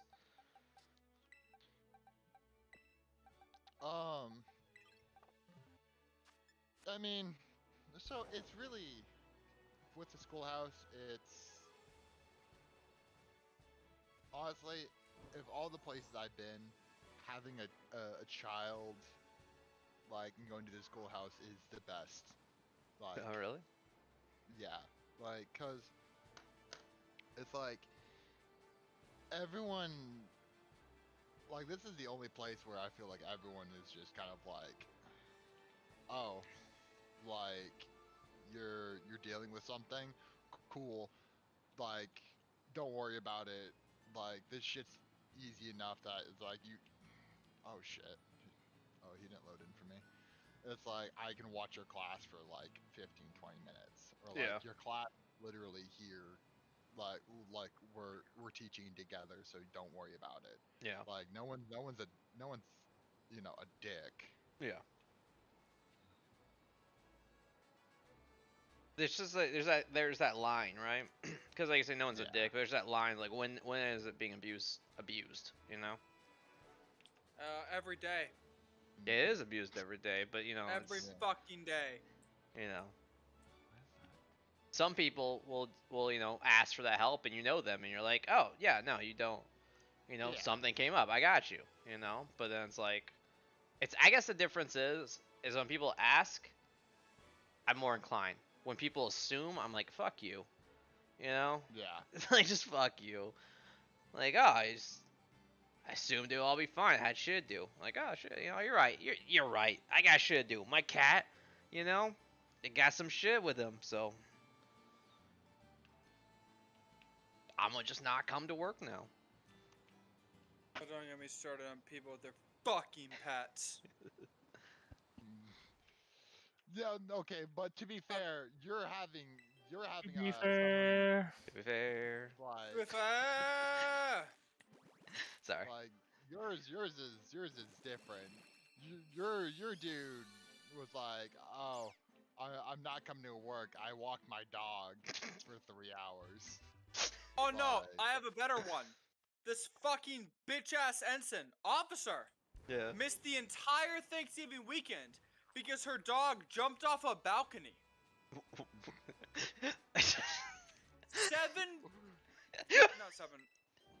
4 officers had to come in on Thanksgiving to cover her fucking duty because her goddamn dog. Imagine your dog Why hating you that much. much. He's Why like, I'm hate her fucking that ending it. much? I'm ending it, brother. Oh fuck. And that's my fucking take. I'm like, fuck you. Heck yeah. You're an officer too. You have no fucking excuse. Fucking Naval Academy. Free education. Worthless piece of shit. Free education. It's fair. It's fair. Worthless fucking piece of shit. At least on the officer side, they actually use their education, like their free education. Do they? I'm saying they get the degree, You get a degree, yeah. Enlisted, yeah. they just bitch about everything and then be like, "Oh, I joined for the GI Bill," and then they haven't done a class in 10 years. Oh no, I have a second class. I have a second class, so E5, who is literally one of the worst sailors I've ever met. But that's beside the point.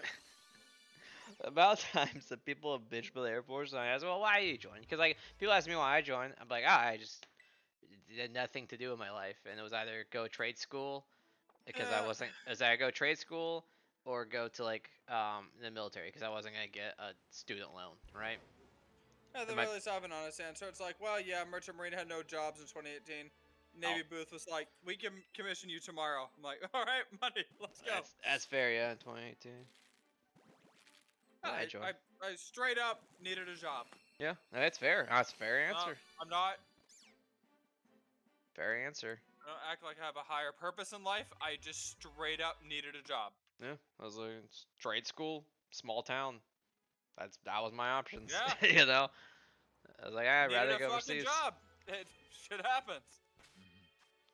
But a lot of people will say, because they want to say they don't want to just be like that. They don't want to just be like, oh, I just need a job and know what the fuck to do. They'll just be like, oh, I joined for college. And it's like, oh, how's that Sure. working for you? How much of that have you done? I prefer the ones who just join to just have a job, because they, like, yeah, I'm here for this job. Great. So you're here to work. Love it.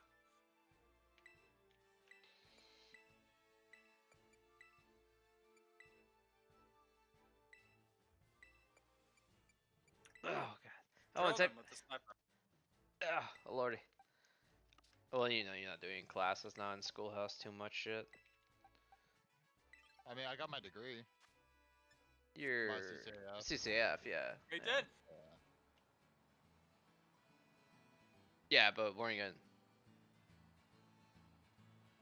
Because they didn't say you want to do project management when you're done with the military. Oh, I mean, that's a hard that's a hard thing to pin down on me. Because aren't you like generally planning on going back to Alaska? Generally, And isn't project management pretty lucrative in Alaska? it is.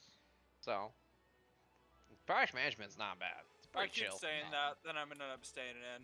Be just sad. Yeah, that's fair. I mean, I've given up. I mean, I shouldn't say I've given up. Well, I know I'm not gonna do a lot of school because it's just not in my thing. I yeah, don't want fair to be. enough. So I'm not The- gonna pretend like I'm gonna go do The school. Navy's hurting so bad for service warfare officers. It's $105,000 signing bonus. Oh shit. I'm yeah, like, there. oh Jesus. Oh Can I really not take that? Fuck. And then you realize that it's that high because people don't take it. Then you think, oh god, there's a reason. Like the nuke students here at Charleston. Oh, it's fuck nukes. Yeah, nukes. It's like, hey, here's all the money to be a nuke. You're like, yeah, but I want to kill myself. So Yeah, we have fucking- something called a hanging tree at Charleston. The security forces have to check 3 times a day. Oh, I believe it. It's literally on their like their patrol route to go check the tree. Oh yeah, no, I fucking. It's like, do you want to be a nuke? I was like, no, I'd rather kill myself. Thank you. Okay.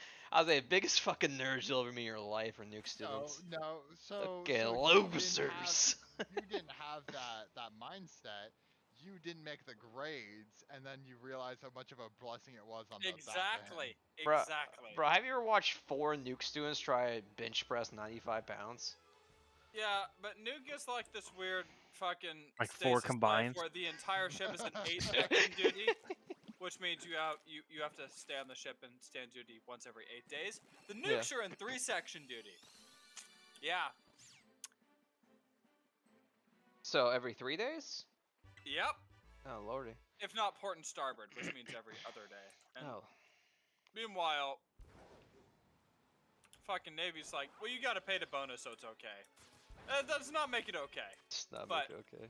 The fucking assholes are like, well, you got paid, so You got paid. We gave you money. you deserve it. That's fucking my worst part about my fucking officers. Like, well, you took the bonus, so you want this. No, I don't want to be treated like shit just because I agreed to stay in. Thank you. It's wild. Navy. I hear wild things about Navy like that. Oh, my fucking XOs. Like, Officers in the Air Force, Horrible. at least officers in CE is basically just like, oh, you're stuck in project management? Have fun. At Charleston, that is. They're Yeah, just sure. doing so much shit. And then all the other officers are just big chilling. So my XO is fucking insane. She's 44 or 42, single. So she stays on the ship until, around about 2000, 21. And then goes, oh, why aren't you staying that late? Well, I have a fucking life. Unlike you, clearly. Jeez. Chad, have you ever God. seen someone like bench Horrible. press like 405? Not 405. It's close. Not To, like in the when you Navy. need like 600, and they have the 3 spotters, one on each side of the bar, and then the one standard behind. Mm-hmm. Yeah, so they were doing that for 95 pounds. Oh no. I literally Oh, looked at them no. like, what's happening right now? Like, is this a joke? Like, I'm not trying to, like... I was gonna say, like, man, you shouldn't judge people for not being able to lift much, but like, Yeah, like, I don't care if you can't lift What? much. My first time I benched was 55 pounds, and it was a struggle. And a man who had the softest voice you'll ever hear, and also the biggest muscles I've ever seen in real life, came over and was like, fuck, what did he say? He picked up from me. He's like, he said the weirdest, like, phrase. He's like, oh, he really, God, what did he say? It was some phrase Like- for failing, right? For like not, when you get on your chest but you just can't get it off, Like you can only get like an inch. I haven't been in that position for a long time because I understand how many reps I can do now. But when you first start out, and I forget what he used, but it was like the weirdest fucking word, like saying I've ever imagined. Like, oh, you really pooped out on that one. You really puckered out or something on that one, or something like that. Something weird. He had the softest voice, Not like good, not nice, not mean. Just yeah, but his you voice, really, you just. his voice was so soft. Like, he's a really nice guy. He was just like the softest like voice, but he was so much like he was on so much gear. This man was so big. Like never in my life have seen someone like he casually rep 405 like it was nothing. Like he was doing like 15 to 20 reps of 405. Like the man was and he was lean too. Like lean, just super lean, super like he didn't compete or anything. It was the crazy part. He just was massive for no good reason. But regardless, very nice guy. But yeah, like yeah, there's just 3 dudes spawning one guy 95 pounds. Like I said, I'm not gonna hate you for being weak. I'm weak as shit. And it was just like, guys, you don't need 3 people spawning that. Like you just don't.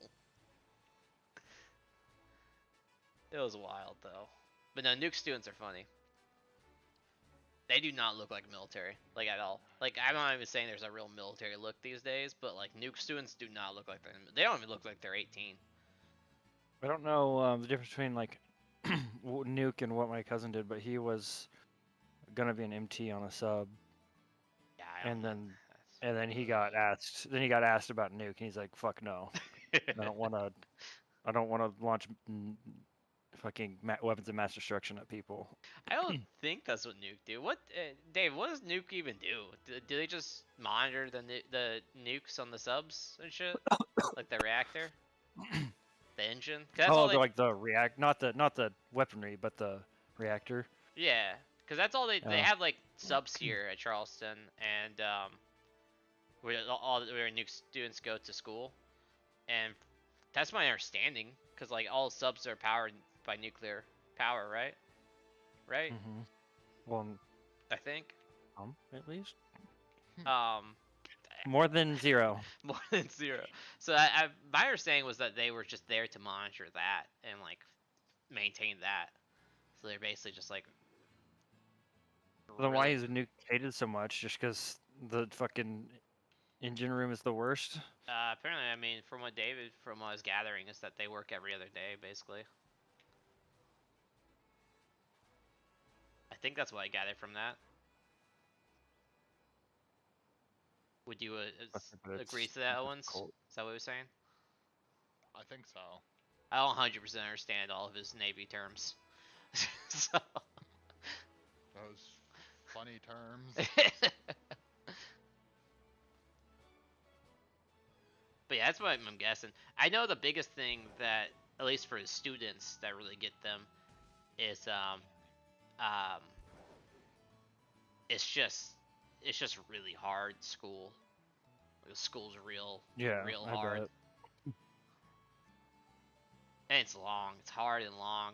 And I think they, from my understanding, at least at Charleston, they give them their bonus before they finish tech school. And if you, or maybe they give you a portion before you finish tech school, but if you fail tech school, you gotta pay it back. So like all the nuke students here have like $40,000 to $60,000 cars to drive around in. So is it basically just like, please stay, we'll give you money? Yeah. Yeah. And then no one stays because it's fucking worse than death. And then the tree comes in because they're $60,000 in debt. Yeah. Exactly. The tree comes in, exactly. Tree comes in. Just sneaks up behind them. How you doing? I'm Oh, a tree.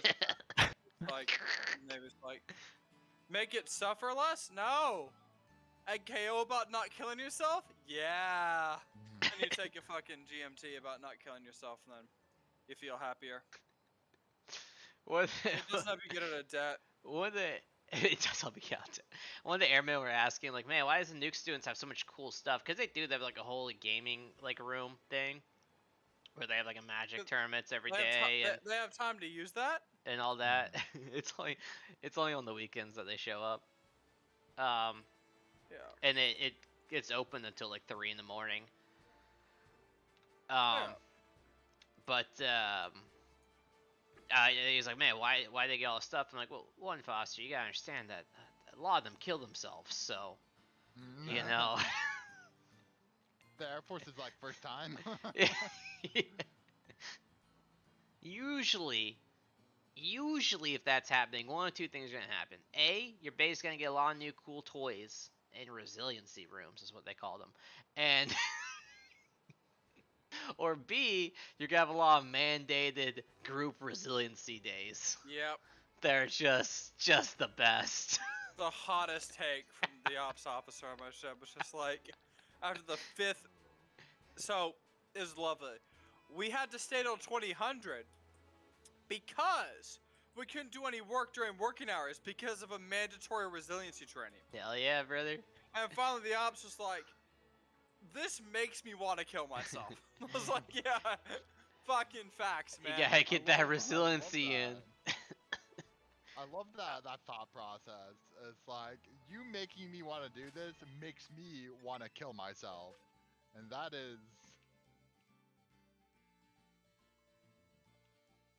So, yeah, we all wanted to kill ourselves because of the mandatory resiliency training.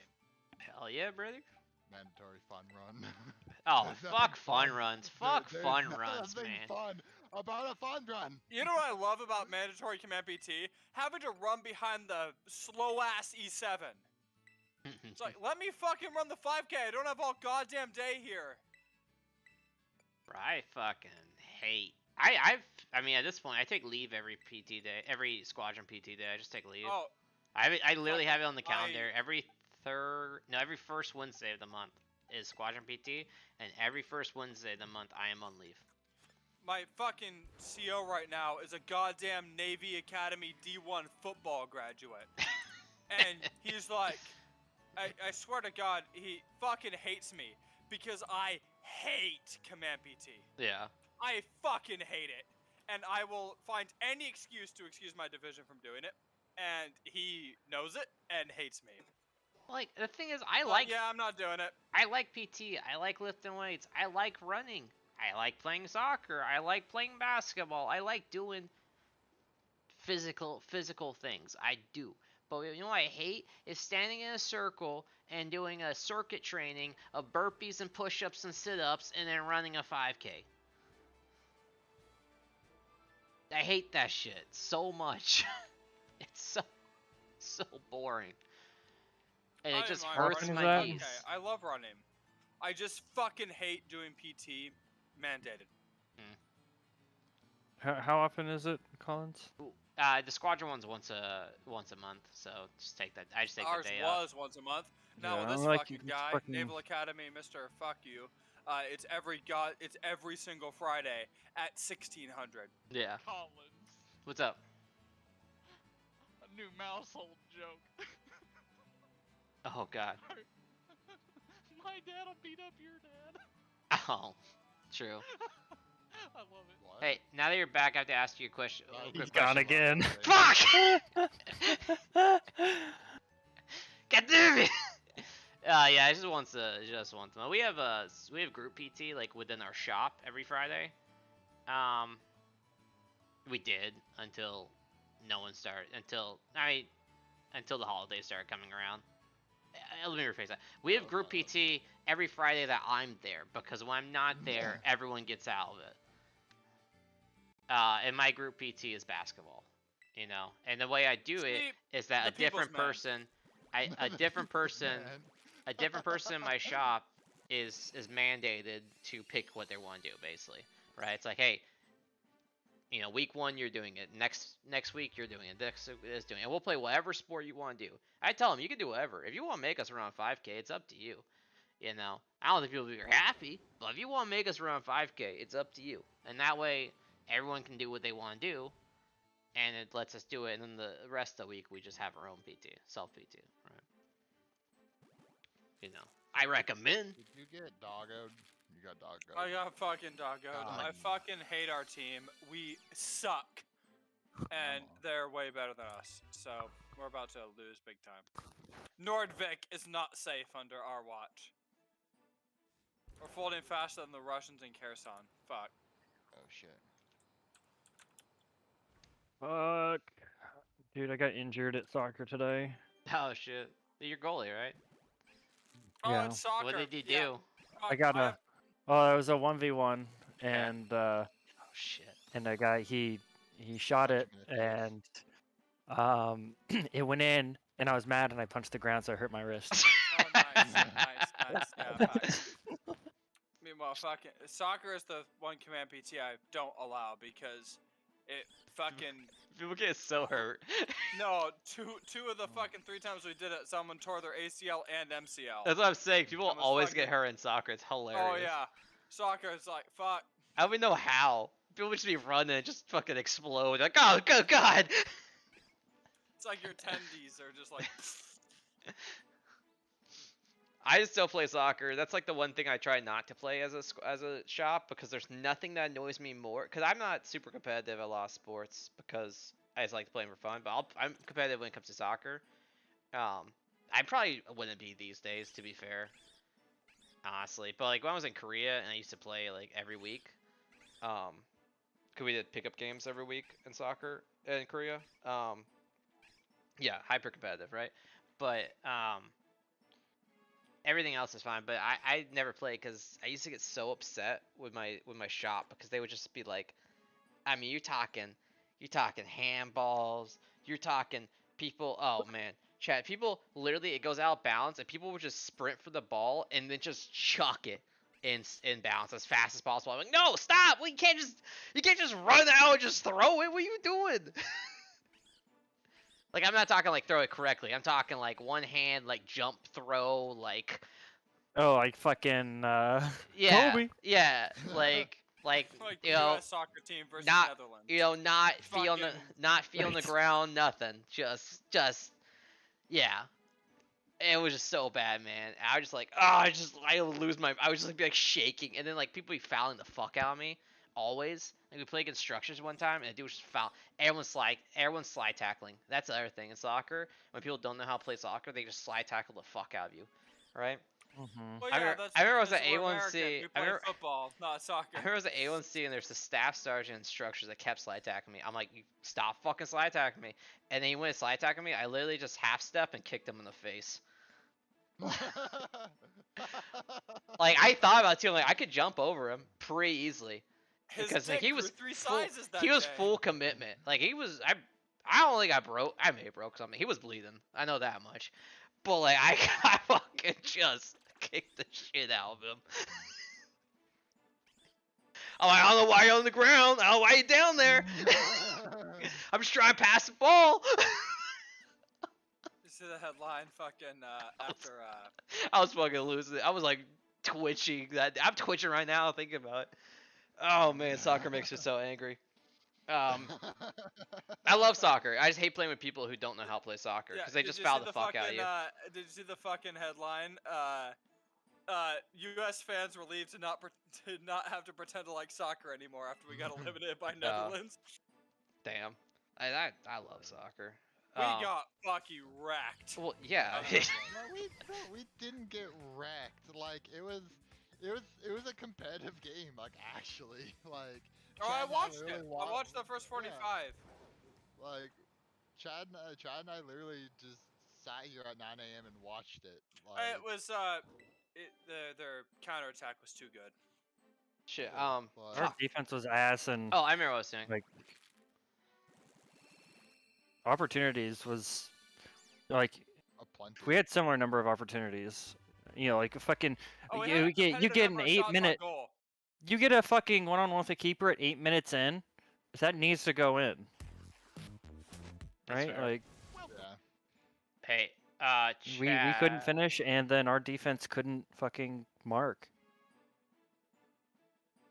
Chad, check up? out Texty Talk real quick. Have you ever seen this?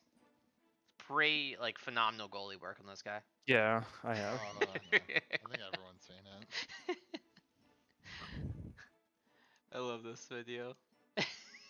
I will retract my statement yesterday. I love the lack of bullet drop in snipers. This shit is satisfying AF. I put the crosshair on the guy, I go click, and his head explodes. Yeah, that's how you kill people. Also, it's actually probably more realistic bullet drop. Bullets don't fall out of the sky like they do in Battlefield 4. That is true. Crowd showing some appreciation. Johnson places the ball on the spot, getting ready. Hollow. I feel like you would enjoy playing soccer with the Koreans, Chad. Yeah. It's very fun. Because I'm by no means phenomenal at soccer. I just played it a lot, Chad. right? Join the military with us. You can play soccer sometimes, maybe. You play soccer sometimes if you go Korea. Yeah. Oh. One spot. Because we always play games, so it's just like a little pickup games at every Friday, and Saturday, but it always be Americans versus Koreans, and the Koreans, they're so technical, so technically good, right? Got nice passes, nice team play. Nah, not America. Because I mean, Yeah, of me course, too, but, of course we pass, and all, but it just in general, like they played so slowly that like once there was any type of breakaway, it was over. Like it was bad. I need to play TDM for a match or so. I love Yeah, no. when you first install the game. It's like we're sending you straight into a fucking Yeah. match. I don't know if it was an actual match or like a training match, but I don't give a It's shit. Like, training match. It's all leave me bots. alone. I'll do a tutorial if I want to fucking do a tutorial, you assholes. Well, how will you know how to shoot? Oh, fuck, you're right. I didn't look that up. Think about that one. Oh look, it's Qatar. Oh shit, I've been there. Yeah. Fucking no, it sucks. looks like Doha, even. It's literally the World Cup site. Can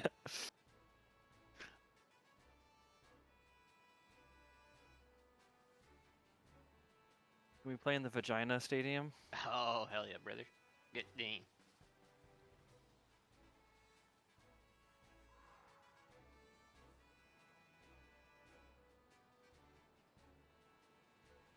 I'm getting a lot of audio hitching.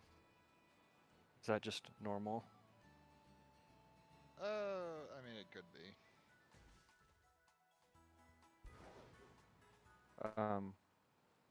I don't have a gun. It is invisible.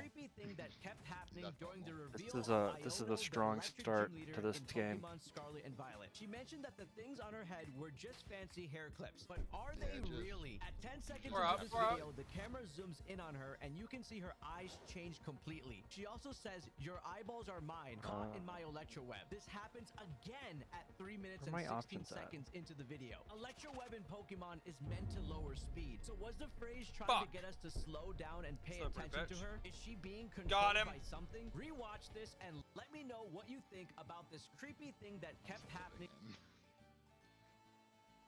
Yeah, I'm so fucking glad I installed this on my NVMe. Yeah, you didn't send me that link. Oh, yeah, hang on. I'm sorry. I'm a fucking asshole. A bit Hang on. crazy when it's breakfast. It was too much. What you need in the morning is tasty, simple food. Fluffy eggs, sausage, Homie hash just browns, like warm went to turkey. bed without They saying should open a anything, didn't restaurant post that a only link, serves or like it's. So I still don't have a gun. All right, low I setting. recommend you splurge. Oh man, the 500 is cheaper than the 250. I recommend you go with the 1 terabyte. I don't know your budget though. one. What? How high do they go? It's in Texty Talks. Yeah, the Samsung 970 was it? 970 Evo. I think That's the NVMe to get right now. yeah, that's the one I have in my computer. Nah, no. 2 terabytes. 2 terabytes, brother. I got the 1 terabyte. I have a 1 as well in mine. Well, good news, guys. I can see my gun again. I only had to go down to low I just setting. got 3 headshots in a row. That was a fucking highlight clip for me that I'm never gonna repeat. 500 is just not enough for me. No, I linked the one that was the best price point right now. I recommend the 1 terabyte. I'm about to buy another 2. I'm about to buy a 2 terabyte one because I filled my 1 terabyte one. Yeah. I mean, right now I have 4 terabytes of storage in my. $350 dollars for 2 terabytes. Holy fuck. Yeah. That's actually pretty good for an NVMe. Yeah, it's not horrible. I know. I Also- need healing. It's Oh my also god, I got domed. I got Tr- fucking Oh, fuck. domed by dead Right ass behind you. thick. truly though, Owens, it's kind of useless for you. I mean, like it's not. I mean, get the 500 just because it's $90 and why I don't not, see him. right? No. But like realistically, the only games that will have any type of value with this is a single player game, and it's a single player game with heavy load times, which I don't It's the think only you way I play make any. It's the only way I can get into a match with mean- Battlefield on time. Cyberpunk. Fuck. Cyberpunk does not have heavy load times as a thing, because it loads everything at once. So like, it They're all over you, man. once you load I'm on in, you. you're done. Like Skyrim would be a game that'd be helpful for. I got one of them. I got one of them with them Baz Funk. Killed me. That's just my thoughts on it. I just a new SSD, like get like the 500, but if you want more space, I just get like a terabyte of just like a standard SSD, the Samsung's SSDs. Yeah. I see what you mean One by of the those. lack of I have fucking meaning, this Owens. NVMe, and then I have a Samsung. Yeah, I have SSD. Yeah. I have 3 terabytes of Samsung SSDs and then 1 terabyte of that specific one, the NVMe. And But the if only you thing, want if you want fast load times though, Yeah. this is. I mean, yeah, Right. it's substantial. It's just I only put like Skyrim and shit like that on it. Games that I'm constantly going in and out of loading zones. But a lot of games don't even do that anymore. You know. Good. But Battlefield is notorious. I used to have Battlefield 4 on a hard disk. I had to reinstall it on my Well, SSD. yeah. I was literally like 100 tickets deep in a match by the time the fucking round loaded. Yeah, I mean, there's no reason for hard disk anymore. I mean, I have one 5 terabyte one that I put videos on, and I that's don't it. even fucking use mine. I disconnected it. Like Mine's external. yeah, that's So- my point. I have an external one now. Yeah. I can't. I use it for like movies and shit. Exactly. Yeah, that's all I have But mine for. I can't justify it it for for a the, fucking actual. My guy deployment. just wiped Yeah. us. Yeah, no, you would They never. call 'em- Hard drive. You would Alright, do never they put call- a game on an external hard drive for one. This is me being generally curious. Do they call porn training videos in the Air Force, or is that just a Navy thing? That's a Navy thing. We just call it Okay. porn. We're not weird. Okay. Well, not? We're not weird. Fucking you. To be that, fair. professional curiosity on that one. Fuck. You know, our porn's professional. We Yeah, have it's definitely professional. standards of- Yeah, the Air Force is like, we make all the porn on the base. Fuck. Professionals have standards. Bro, I Oh, got shit. when I got a Fucking jabber, it ass was blast. wild. In our introduction, like one of the first things they told us is like there are no rules between opposite genders in the room. The only rule is that your Have to roommate take has it to to agree to I. it. That's all. Holy shit. I was like, good God, brother. I said that as I should have gotten kicked out of college for fucking my girlfriend in my room like, every weekend, but it was okay. It was okay. I Oh, did man. not get in trouble for it because the company officer liked me. She's like, damn, I wish I could join. Fuck Waller, but we're married now, so it's okay. Hey, it's a cat.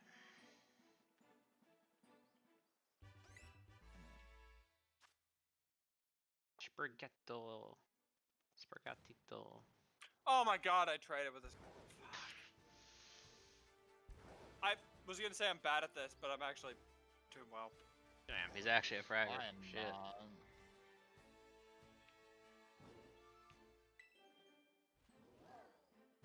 We're getting wrecked.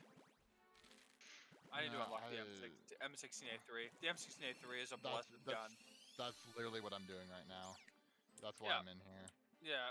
I need 14 kills. The fuck? Oh shit, you're all dead. Oh, I lived. No. Fuck. I'm healing. Are you dead? No, you're not. Okay. Oh my god, the wall. Fuck Battlefield. Why didn't you I guys was like, spawn I'm on behind me, a wall, you I'm jerks? safe. And my brother's like, this is Battlefield, you dumb shit. Were you guys not able to spawn on me? I'm Oh about my to spawn god, on there's so unlucky. many nades. Or you weren't We're paying like attention? getting fucking ass blasted here by nades. Hell yeah, that's hot.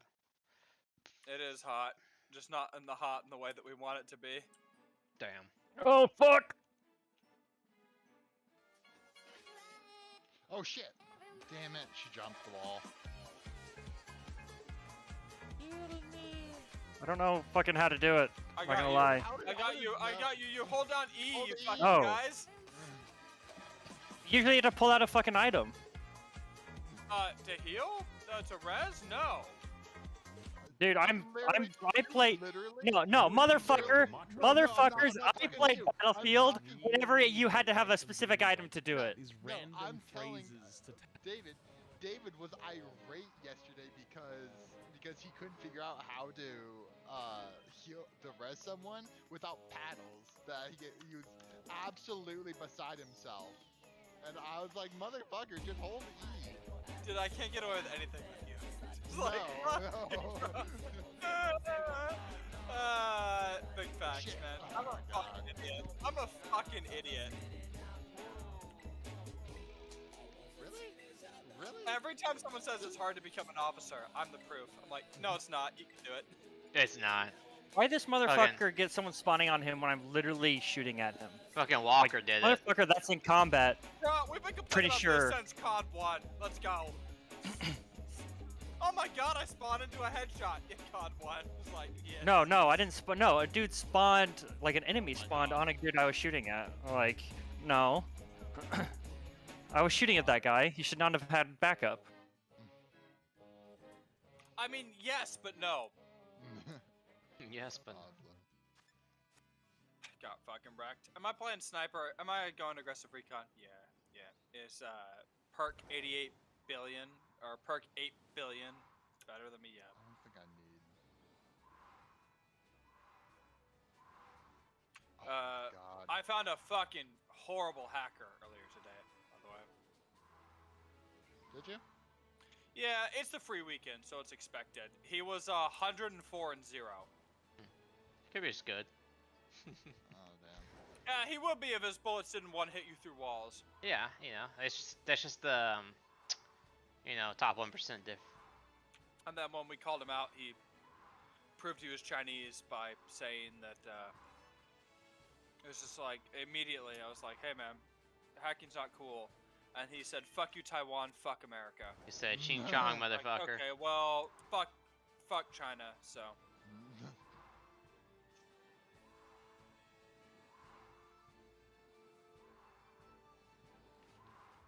Everyone in the Navy is like 10 out of 10 would go to war with China. I need ammo. All I got is. Wait, I have it. Never mind. I don't know what fucking class I'm playing, my man.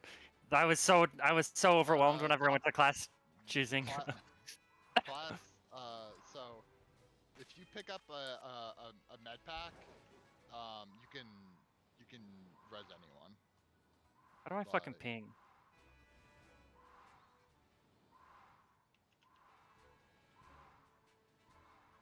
Okay, I was about to doing complain, it doesn't help me know how to ping. but they're bringing Q.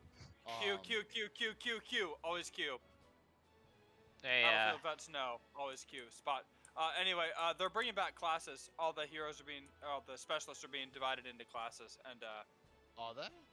Mhm. That's stupid. oh, and so Well, I mean. see, that's your point of view. I like it because classes. Oh my god. No, I don't like those wishy-washy shit. Like fucking. No, make it's a gonna be choice. in classes with their secondary gadgets, defaulted to those class, and then you can customize. Buff is cool. Well, isn't And that basically what Rad. it You is can get a now? bunch of free stuff. Let me explain. Do some damage, gain some points. Kill these guys, gain some Wow, points. I mean, Gain some it's patient. Get some points. I think Yeah. you get the idea. I was in the middle of the open on me. Oh, I was coming to you. I killed the guy that killed you. Ladies and gentlemen, we got him. Holy fuck! I got shot by a railgun. Oh, I got shot by a literal railgun. This is Battlefield 2042. For whatever reason, some of my friends recently Yeah, that have gotten happens. the League of It Legends does. bug. Not entirely sure why. I literally switched from playing the old but lady the because World she was an old lady. I don't I'm not even. sure. Where's the fucking score at? Waiting for Do I have to tab. hold tab for it? a moment where I'm not the Oh, only the, one. Oh, the Jesus. overall score? Oh, overall But score, we're one getting our thing asses is blasted. for It's not- certain, Oh shit. That's Any why you do Astroglide or you're no? not gonna want to play with me for a little while after a couple games we played. Can I guess? No, just I'm spit. gonna guess 1200. That's one of the abilities that's less useful than you would think. I got 782. killed by a damn that ass thing from a long ways Spitting? away. What's crazy is half of that is just Aryan Lux. That's crazy. 495. I have 8. And that's not including TFT. Yeah. I've spent far too much money. And the crazy thing too is most of those purchases came in college when I didn't have a job and I had limited funds, and so, you know, sacrificed food. I can live off top ramen for skins. That, my friends, is the danger of dopamine. So you gotta select the primary. Oh, is that how this works, Joey? I think so. Oh, at thank you. Joey I've never teaching played Fruit before. how to Thanks. play. Yeah. So how do I jungle? You only play jungle, really, right? I play every champ, baby. So Okay. catch me wherever. Who do you want me to ban?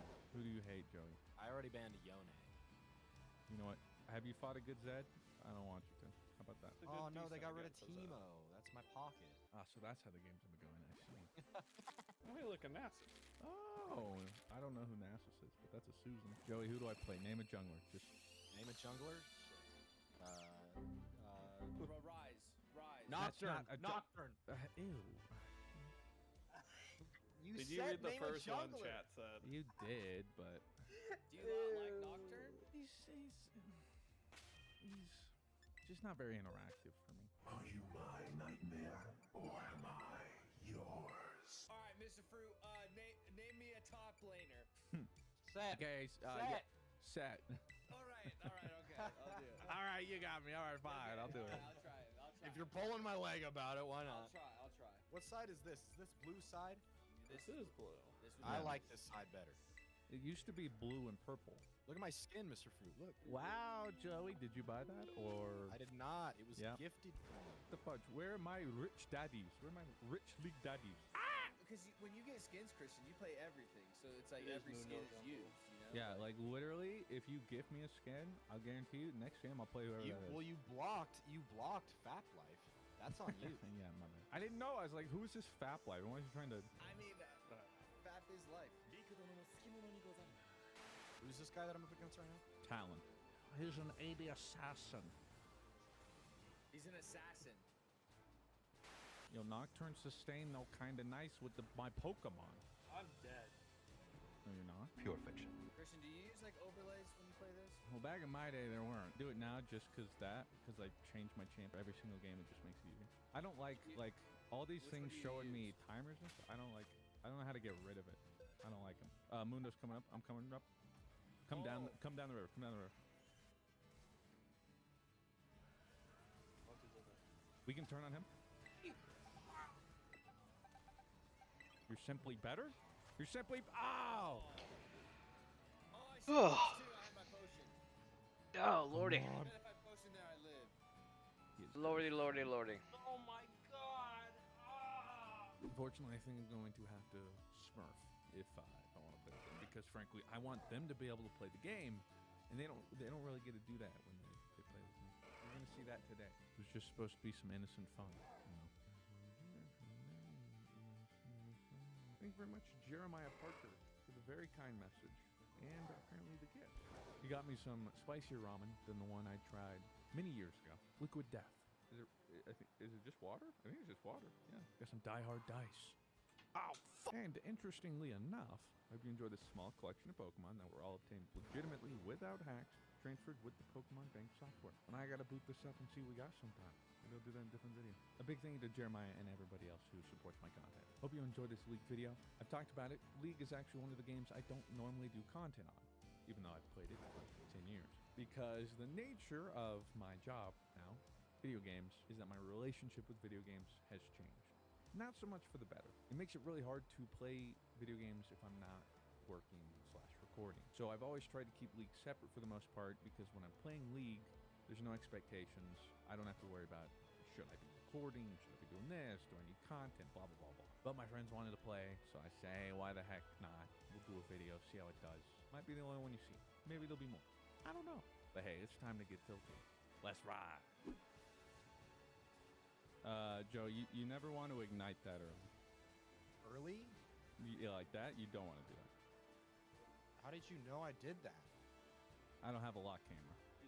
Man, fuck you, man. You walked into it, but actually, yeah. Go on, Joey. Yeah, it's what I do. I'm so proud of you. You don't even need ignite. Who the hell is Uncle Ron? Oh, that's Mundo. Mundo's Oh, what the fuck is he doing? Help! Yeah, he did not. Stupid. Oh, yeah, I got hit. I hit him. Oh, go! My man. Hey, let's tax this Mundo. You want a blue? I don't know. I'm Derpy? gonna get this. We'll get blue, I'll take Derpy. a blue. Yeah, come get fed, my boy. I just wanted to get that pink board down to see if Flux. Oh, I might have to smite it. He's right here. You're fine. I smite it as well. I'll put this on. I got him. I'll take that. Heal to me, that's on me. How weak was he, Joey? Half. A little less than. He's actually coming down.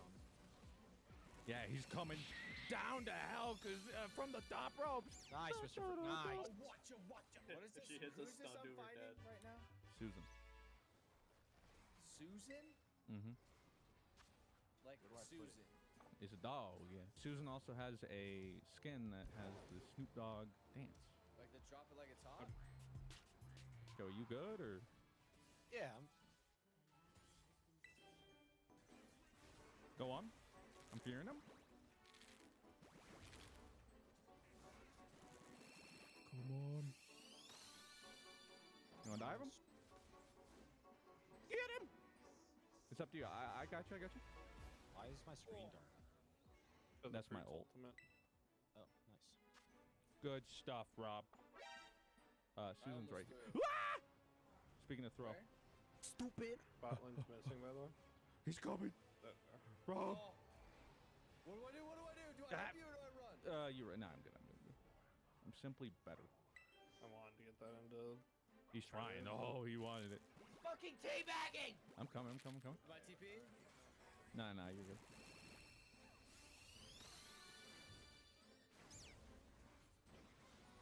Yes, sir. Oh. No shot. Work. Okay, go. Oh, she stayed. Easy. I'm eating the ult. Easy. Oh, yes. Good shit, guys. I face tank it for you. And, it's the good old bomb attacks. Thank you. I got you, Joey. Don't worry. Well, I mean, at least Nice. you're avenging me. Dog. Wish I didn't Thank have you. to be avenged 7 times.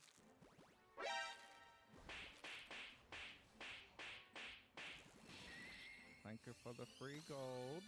A boy trying to take my blue. I say, hey, that's mine. I wouldn't mind a drag. I'm coming though.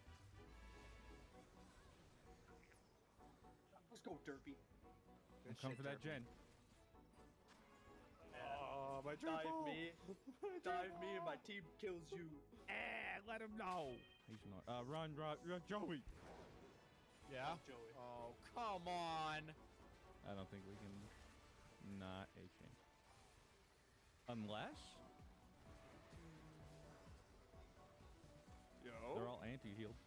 Just get out. No, Joey. Oh, Joey. I'm heading mid. It was Operation Save Joey, and Joey's like, is And it? he still dies. I'm going in. Yeah.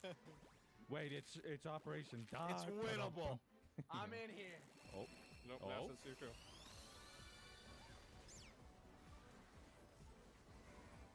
get the Susan. He's What stacking. I just got. Oh no! Even one more auto. I'm so. Oh, Janelle.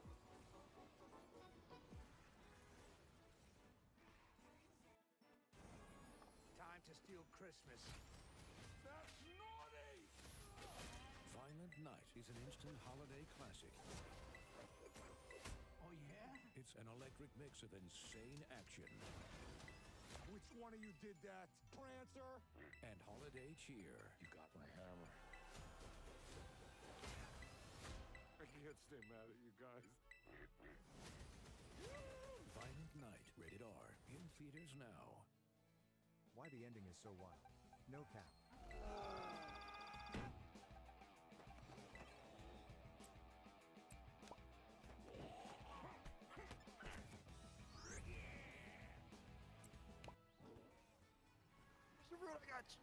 I'm running. Oh, if I got that one more auto. Oh! Oh my god, It's a that different cleaver. fight.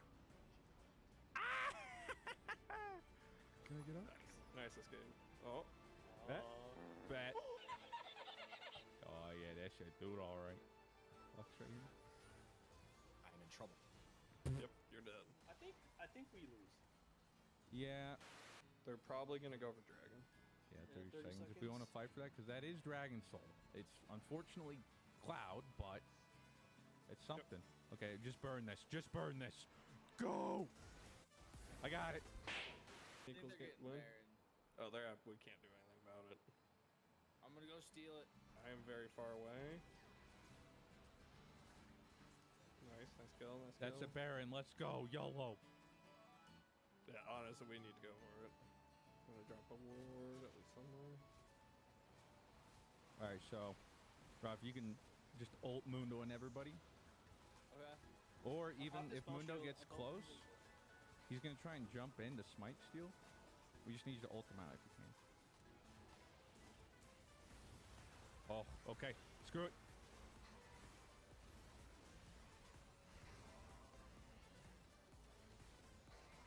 I'm using everything.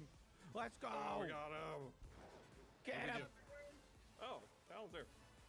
Oh, I fucking hate this go, guy. go, go, go, go. Oh, I tried to flash it. It's all right. We have Baron.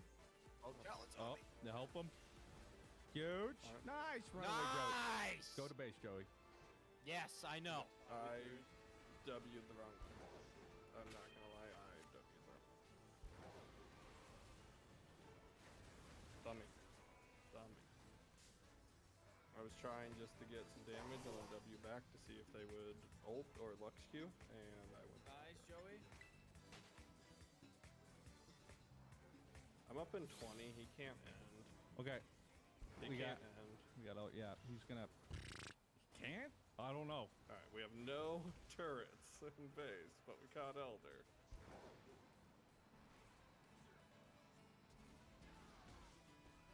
All right. Well, two of them are dead. So. Yep. Oh, shit. Nasa's over here. Let's get Nasa's. Right here. He's still here. Get him. He's TPing. Stop him. Stop him. There we go. Dead. Win. Get the Muno. Town. I should get town. Yep. Okay, keep fighting. Keep fighting. Exhaust. We need minions. We should still try and end. And if we don't, we might lose. But hey, see if we had you here, we win. Guy, have the base covered. It doesn't matter. Just end if you can. Yeah. I was home. Oh, shit. My alarm. What's your alarm for? I gotta go pick up my girlfriend.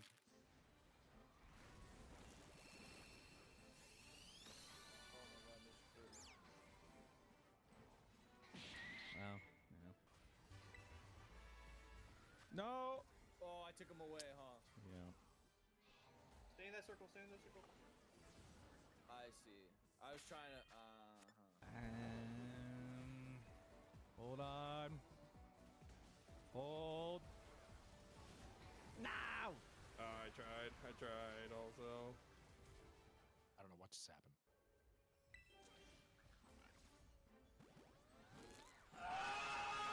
Go on, Derpy.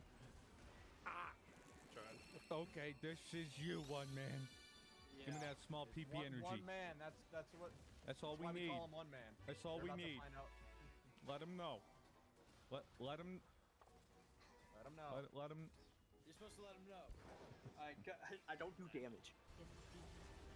A D minus. Come on. Oh, nice. I got a D. You got a D minus? Okay, I got a D.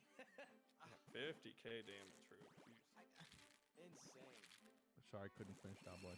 I did die like 14 times, so I mean, you know. Hope you guys enjoyed this game. What a cool plug. Advanced GG, code Mr. Fruit for a discount. That wasn't why I was recorded. I just anyway. Let me know what you guys thought. I don't know. We'll see if I want to do some more of this. Oh, I only ended up doing one game because I planned to do several, and then I started editing, and then I went overboard. So in the future, maybe a couple more games. But if I do, I gotta figure something out. In this demo that weren't some sort of Pelican hoax. People were reporting finding shiny starters that... All kinds of gifts. Made for all kinds of giving. Etsy has it.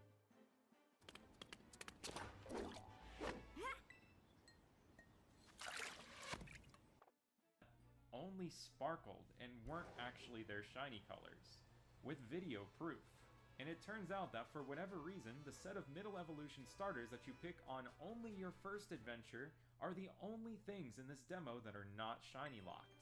And there are also another couple catches to them. The first and most obvious catch is that they cannot be officially transferred to the full games. And the second is that once you finish your first adventure with the Glalie or Steelix, Steven gives you a different set of fully evolved shiny lock starters the next time you boot up the game, making it so your potential shiny starter can never be used again in this demo after the first adventure. Regardless of all that though, this hunt has always greatly intrigued me and been on my bucket list of hunts to do.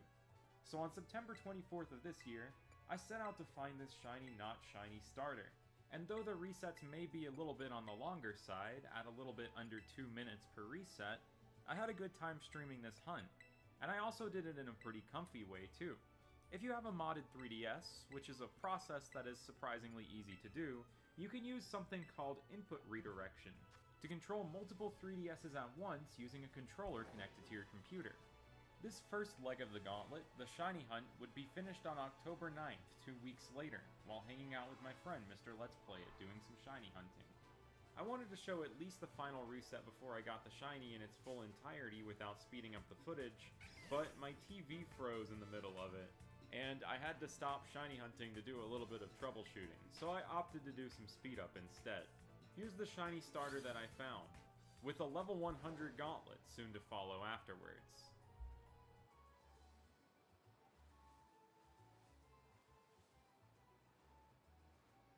I'm seeing so many C-Dot today. Oh yeah?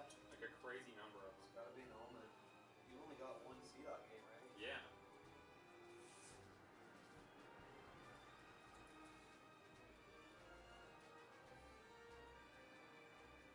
I wonder if Emerald is just 50-50 in emulating Ruby or Sapphire. I want to say it's built off Sapphire as a base. Interesting. It's Ruby based for Fiery Path. Yeah, that's true. I believe it's also Ruby based for Meteor Falls. Yeah, no Limphone. Shiny Mudkip! I mean Marshtomp! Yes! In the demo! The top right game! No Dude! Shiny Mudkip! I mean Marshtomp! That was like 6,000 something resets! Dude, that's insane! Dude! Oh, I'm glad you saw that! Sparkling Marshtomp! Oh man, alright. Oh my god! My second shiny of the IRL. You can't really see any star on the summary screen there. The main important thing is that I can't turn this DS off now until this thing is level 100, but for the rest of the IRL, I'll probably just be hunting in Gen 3 and then pick up this gauntlet afterwards. Hanging out with Mr. Let's Play It. We got some Baja Blast this morning. What's up, Internet? Dude. Alright, let's check the summary screen. Got any nature guesses? Bold. Look at that, we got a star, even though it's blue. No way. It's a neutral nature, quirky. Oh, and this is the one that sets the wrong date. It says I got this November 3rd, but that's fine. Takes plenty of siestas. That means it might have a perfect HP IV, potentially. But we're gonna have a little adventure with Steven Stone here. And I'll get into a wild encounter with this. Blue shiny marsh. Dude. We were watching the movie Airplane, my first time seeing that. Hasn't disappointed. Latios is an airplane. Dude, okay, so I don't know if anyone's hunted this since the demo came out. It happened randomly to a couple of people in 2014. I guess no one's been stupid enough to hunt for something like this that you can't keep, so I don't blame y'all.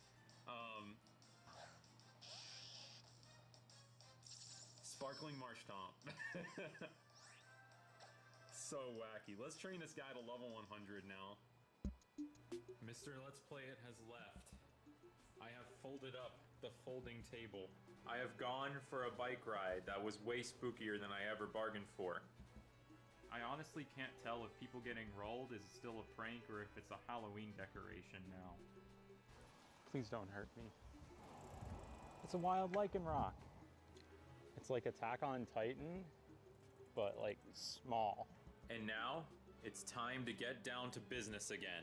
It's time to reach the pinnacle of power for a shiny, not shiny demo Marshtomp. I have this level 35 Marshtomp, right? And I do not have an option to save the game. The game will only auto-save when we fully complete this first mission. But by fully completing this first mission, we lose the ability to ever use this particular Marshtomp ever again. In this case, it's especially sad because it's a shiny, quirky Marshtomp. Quirked up with the marsh sauce. So we do have options to train here. We can infinitely train off the wild Pokemon in this grass if we really want to. Like there's a Slack Off. We can simply smack it. Smack Off. We get a little bit of EXP. I believe Steven will infinitely heal our Pokemon too. Yeah. No issue there. And if we white out, we get taken back to Moss Deep City. And we still keep our starter, so there's no issue there either. Am I actually going to train up off these wild Pokemon though? I don't think I am. I think there's a more efficient way we can go about doing this gauntlet.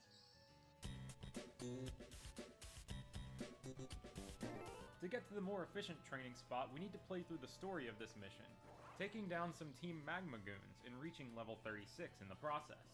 Now starting with the Gen 6 games, they added an EXP bonus if you have an unevolved Pokemon that's above the level where it can currently evolve, so we want to keep this a Marshtomp. So, logically, we should mash the B button here. Like most Pokemon games, you can obviously stop evolution with B, except in this demo. A lot like how you can't cancel a Kadabra evolving into Alakazam through trait evolution, you cannot cancel the evolution of your starter into its final form in this demo. So with my shiny Swampert, I took out the prestigious 25th highest level grunt in all of Team Aqua, and then met the admins. And then Steven shows up, forces us to learn Hydro Cannon, and gives us a Mega Bracelet so we can Mega Evolve Swampert. Matt! That's me! That's my name!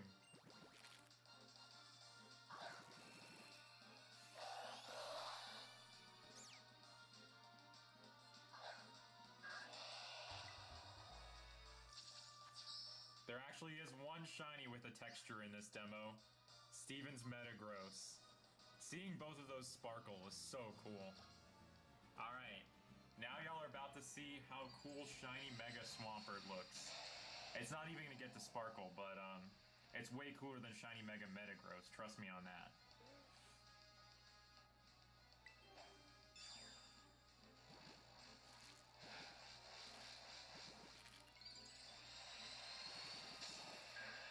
Shiny Mega Swampert. Alright, welcome to the rest of the demo right here. Swampert needs a little over 1 million EXP to reach level 100, and currently it has 43,508. And we're gonna get the rest of all of that EXP down at the bottom of this cave. We won't be leaving this area for a while now.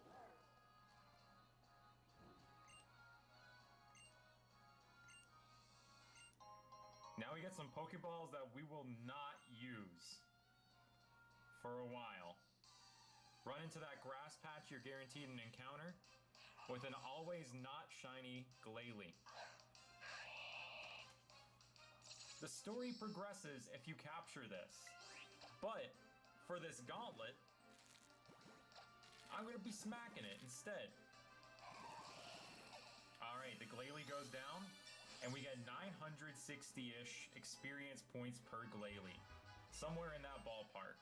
And thankfully that number will never go down because there's no experience scaling formula in Generation 6. And we're going to impress this Glalie with our skills by not using our Pokeballs at all and instead running into this grass hundreds of times. Nearly 1,000 times, honestly. Until we reach the pinnacle of power for a shiny Swampert.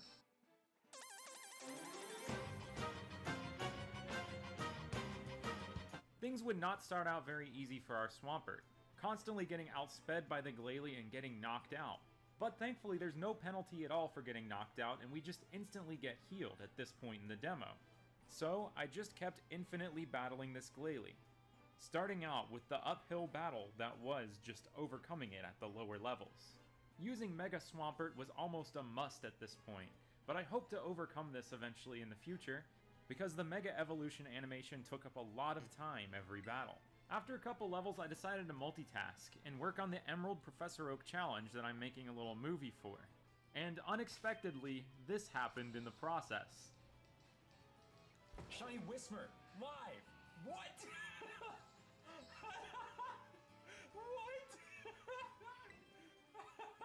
I'll show the rest of this encounter when I finish that movie.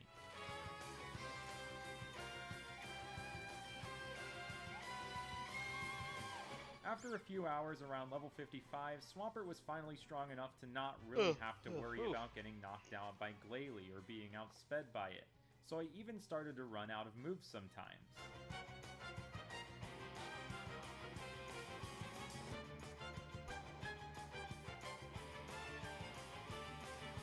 I ended day 1 at level 62, about a fifth of the way there. October 10th, got some coffee.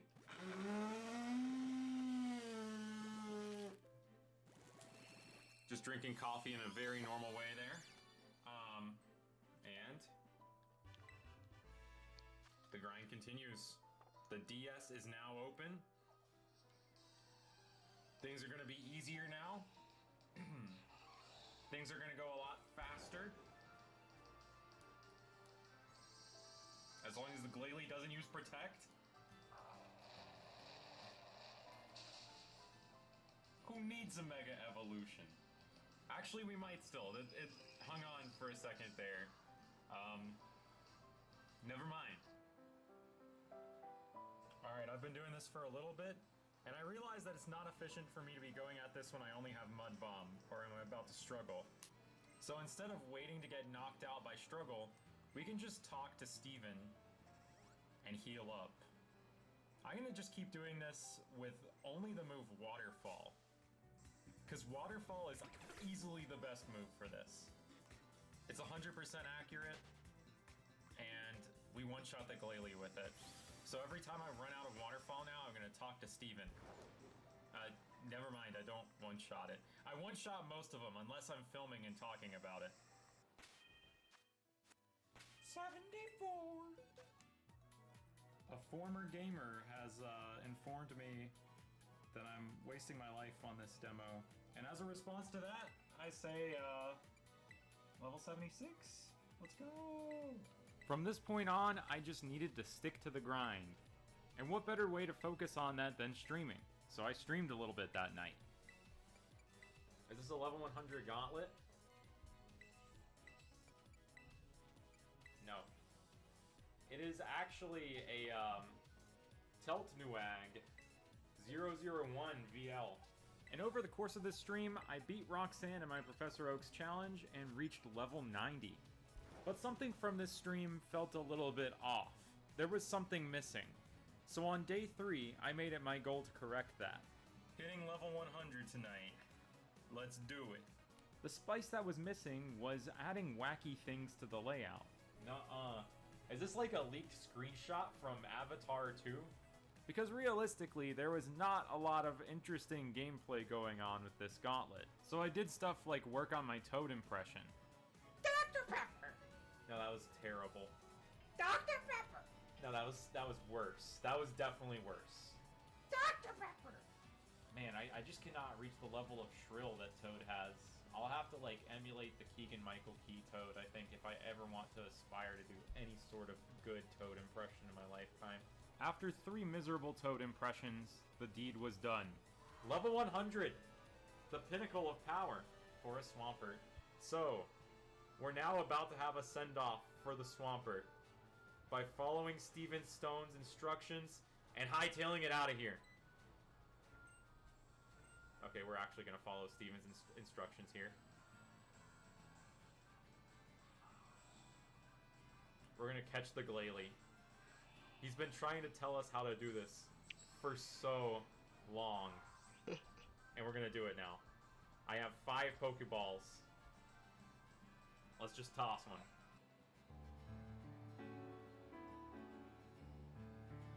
Let's name the Glalie Swampert. So you can transfer the Swampert off the demo. This Swampert. After the longest wait between me finding a shiny and saving the game, the gauntlet was complete, and I backed up the save file using Checkpoint on my 3DS. According to my 3DS, this whole journey took 74 hours, with almost 57 of those hours just being hunting for the Marshtomp. I'm happy enough with the journey that I had with this Swampert already, but if you don't want your journey to end, you can go Hackerman on things, and open up the demo save file in PK Hex, where we can copy and paste our Swampert's data to a real save file, where it still won't be fully legit because it has a met location at level 35 in Moss Deep City, which is normally impossible, but it will look like a normal shiny in a real game. However, I don't see this as a real Pokemon to me, so I said farewell to this fake Swampert and knew that the real one, the legend that took down all these Glalie, will forever live on my demo file. Thanks so much for watching, and I'll see you next time.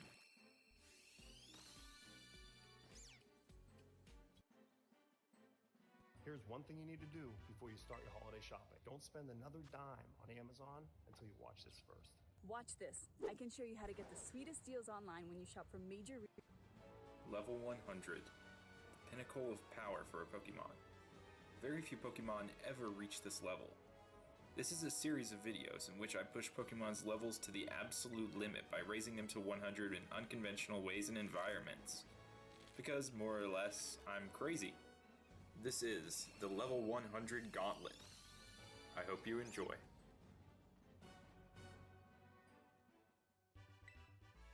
The date is November 17th, 2019. I had just finished the main story of Pokemon Sword, and I was ready to tackle the post-game. I went into the Slumbering Weald, and then I saw them. What? Who are these people? Look at those hairstyles! These guys with freakish hair. Swordward and Shieldbert. I was so intimidated by their presence that I left the rest of the postgame unfinished for months. Until the evening of May 7th, 2020. I went for a bike ride at sunset, and I was suddenly struck with a spark of inspiration and courage to finally take on the rest of the postgame. Was it the idea that I still needed to catch Zacian if I really wanted to catch them all? Was it the prospect of a potential level 100 gauntlet off of this legendary battle and a desire to experiment with it? Well, you're watching that gauntlet video right now, so obviously that did play a part in it. But honestly, I had a much grander idea in mind that evening. I had an idea to create my own contribution to a meme that at the time of editing is already not super relevant anymore. So, in order to achieve my meme dream, I assembled the old team, and we took on the postgame that night. Finally, the prophecy that had been telling me to go to Wedgehurst Research Lab for almost 200 hours was going to be fulfilled. There's only about an hour of gameplay separating me from Zacian and Zamazenta, but during that hour, there's a lot to be admired, like Sonya's button mashing. I would not want to go against Sonya in Mario Party, and I bet she's got a crazy Roy in Smash Ultimate. You also get the only opportunity in the game to admire raids with different battle backgrounds back at the gyms. Don't get me wrong, I like the standard one, but I've seen it hundreds of times now, and I wish you could change it like you can with the battle backgrounds in versus battles. Especially since my time admiring these battle backgrounds was so short-lived since my team was super over-leveled and I one-shot everything. Then, I got to admire my own personal growth as I faced my fears and took on one of my worst nightmares, Swordward. Despite still not knowing how his hair works, I managed to overcome his team with ease, and he was the final battle standing between me and Zacian and Zamazenta, meaning that overcoming my fear would allow me to make this meme and this gauntlet. So I did. Alright, it's a little bit later into the night. Took down a ton of Dynamax Pokemon. And now we're here, playing with the big dogs. And now, we're at the top of the tower, where on Pokemon Sword, you fight the legendary Zamazenta, and then are told to capture the legendary Zacian. Except, we're not going to be capturing Zacian, at least not for a while, because we have a level 100 gauntlet to make. And more importantly, a meme to make. So the cool thing about the Zacian battle in Sword, or the Zamazenta battle in Shield, is that it's infinitely rebattleable until you capture it. That means we can take it down, and then instantly take it on again. Over and over again. And that's going to be the whole core of this gauntlet today. I'm going to be training an entire team of Pokemon from level 1 to 100 off of only these two legendary battles. And this Zacian battle is also part of my grand meme scheme. The way this battle is set up would be perfect for shiny hunting, but it's a known fact that it's shiny locked and cannot appear shiny. For my meme, I'll acknowledge that and say that there's something different that has a small chance of happening in this battle. Then I'll add the hashtags Pokemon Sword Shield and Nintendo Switch to make it look like I uploaded the video officially from my Switch. And that'll get people to watch the video. It's a classic bait and switch tactic, and I'll set this all up so people think they're learning some new Pokemon information, only to hit them with... And while I'm recording this meme video, I'm going to be strategizing what kind of team I'm going to be preparing to take this on. Because pitting a level 1 Pokemon up against a level 70 legendary is going to also take a grand scheme like this meme. I spent the rest of this night diligently learning everything I could from this fight and preparing the meme. I then posted the meme out into the world. And I might later regret that, for deceiving so many people. But that's the heart of Ronaldinho videos, and it seems 2,000 people agreed with that. That or they got so angry that they pressed the like button in a fit of rage, and I don't blame them for that either.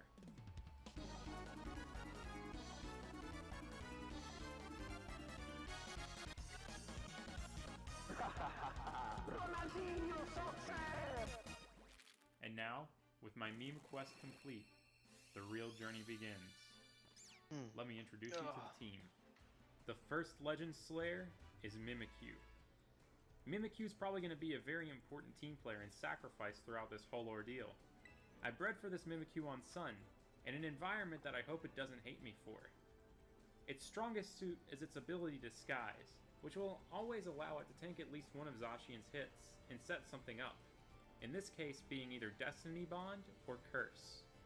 First turn, I'll always try to go for Destiny Bond, and hope Zacian breaks the Disguise, but only 2 out of 4 of Zacian's moves will actually break the Disguise or damage Mimikyu, so I'm not always guaranteed to get the KO I want out of it.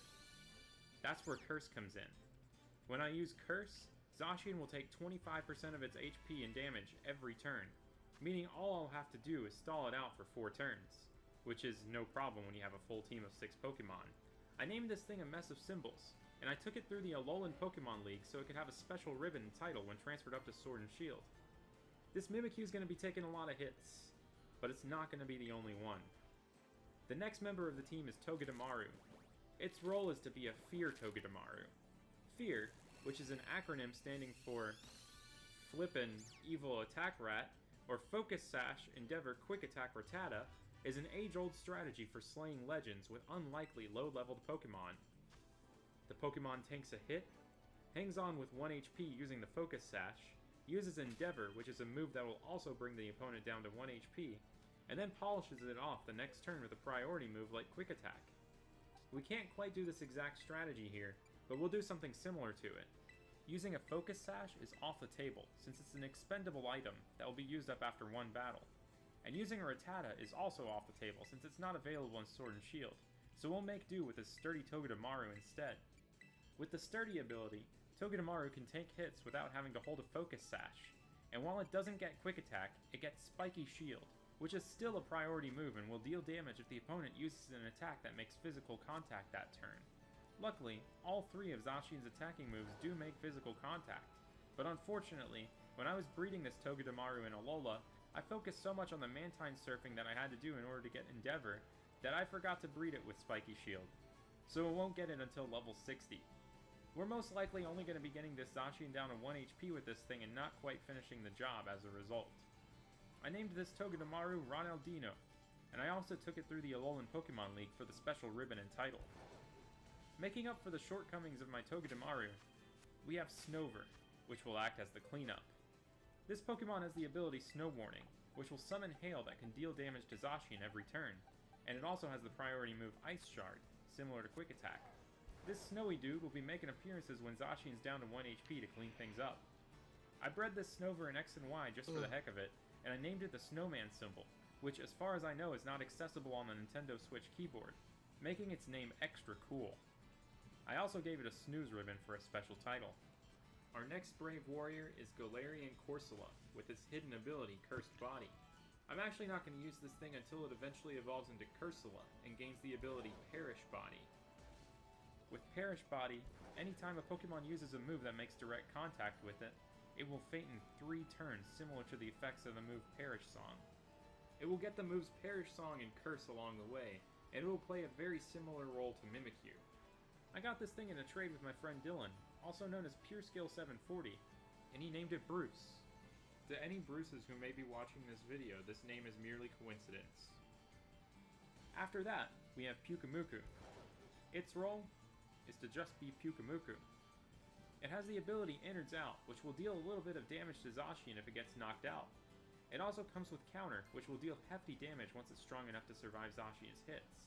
And it also has access to the combination of Soak and Toxic, allowing it to poison Zacian, which can't be normally poisoned in most cases due to its steel typing.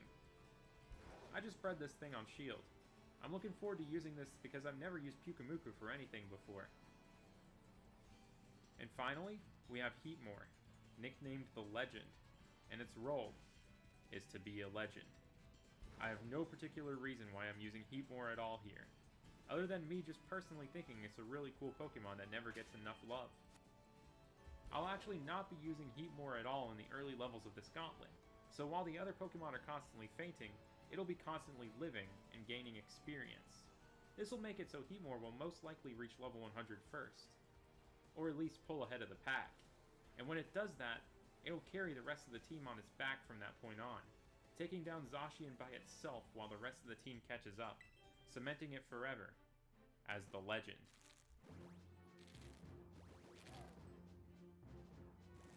On May 10th, day 1, the journey began. I transferred up the Pokemon that needed to be transferred to Pokemon Home, and I put them in Sword.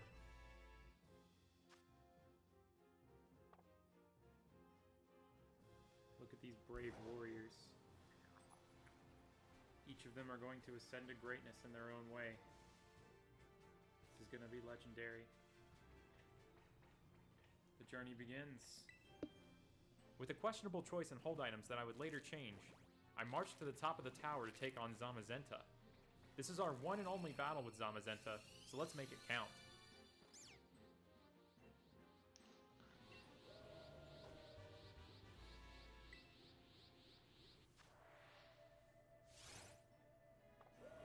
Let's fight Zamazenta with a level 1 team. Starting out with Mimikyu. Alright, I'm going to try out the Destiny Bond strategy.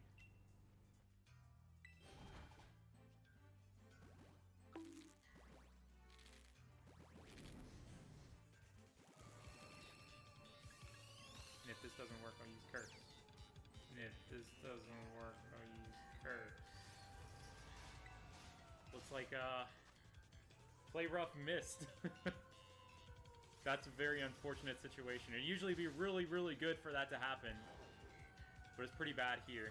But at least we got a Curse on it. Iron Defense, so maybe I can set up a second Destiny Bond here. Didn't expect this thing to last so many turns in this battle now. What if we wall it out? What if we stall it out with Curse? That would be unreal. This is solid 25% HP every turn. Ironhead. Mimikyu taking one for the team.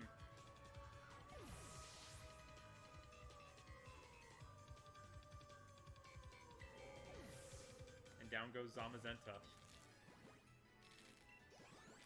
Look at that bountiful harvest of experience points right there. That's incredible. That's what I love to see. And Hemor's gaining a ton because of that lucky egg. Not level 1 for long. That's for sure. Helping Hand? No. Taunt? No. Safeguard? No. Purify? No. After making many important move learning decisions, the canine of the hour, Zacian, appeared. And now, the real gauntlet begins. Looking at the Pokédex entry for Zacian, we can keep track of how many times we've done this by just looking at the numbered battles, because every time I defeat it in battle, it'll increment that number by 1. See, it does that with Zamazenta now that we've defeated Zamazenta once. So with this gauntlet, I'll be keeping track of that through that.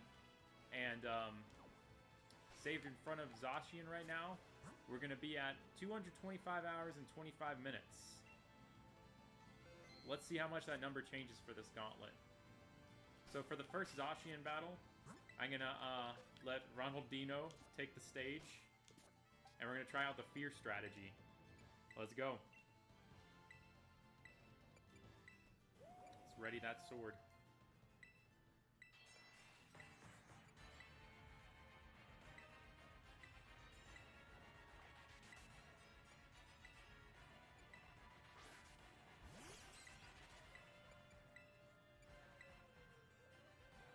Hey, Iggy. I think I have an intense look in my eyes, too. Did you get out of that? Look at the trash. Okay. You trash cat. I'm gonna try Endeavor. So in my first attempt at using Fear Togedemaru, I'd say things went pretty alright. It endured the ferocious behemoth blade somehow, and unleashed an equally powerful Endeavor to bring it down to 1 HP. Then it restored some HP with its Shell Bell, but since it's not level 1 anymore, it wasn't enough HP to get it to full HP to activate Sturdy again, so it just went down next turn without doing anything. But that's okay, because Snowman Icon the Snover, the cleanup, did its job pretty well. I was starting to get a feel for how to go about doing this, and the experience points rolled in.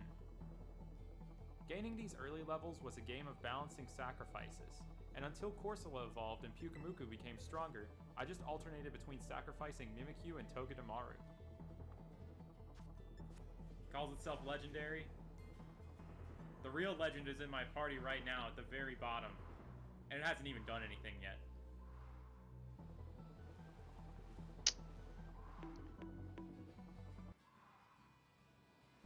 Some days it feels like you could run forever. Until you're way, way out. The world of Pokemon is continuously expanding, and we get to see that expansion in action with every new game that gets released. Pretty much every Pokemon game contains its own universe, with certain games even canonically containing a totally alternate universe or timeline from others. For the very first time, though, we get to see the Pokemon world expand within a single snapshot of the Pokemon universe. The Galar region has gotten a little bit bigger with the Sword and Shield expansion pass. My name's Matt, but you can call me Absol. Earlier this year I made a movie about my first time playing through Pokemon Sword, and now this is a movie about the first part of the expansion pass, the Isle of Armor, and seeing what all it has to offer. I'll be doing a lot more than just playing through the story, so sit back, boot up your own copy of Pokemon or something, and I hope you enjoy. Yes, guys.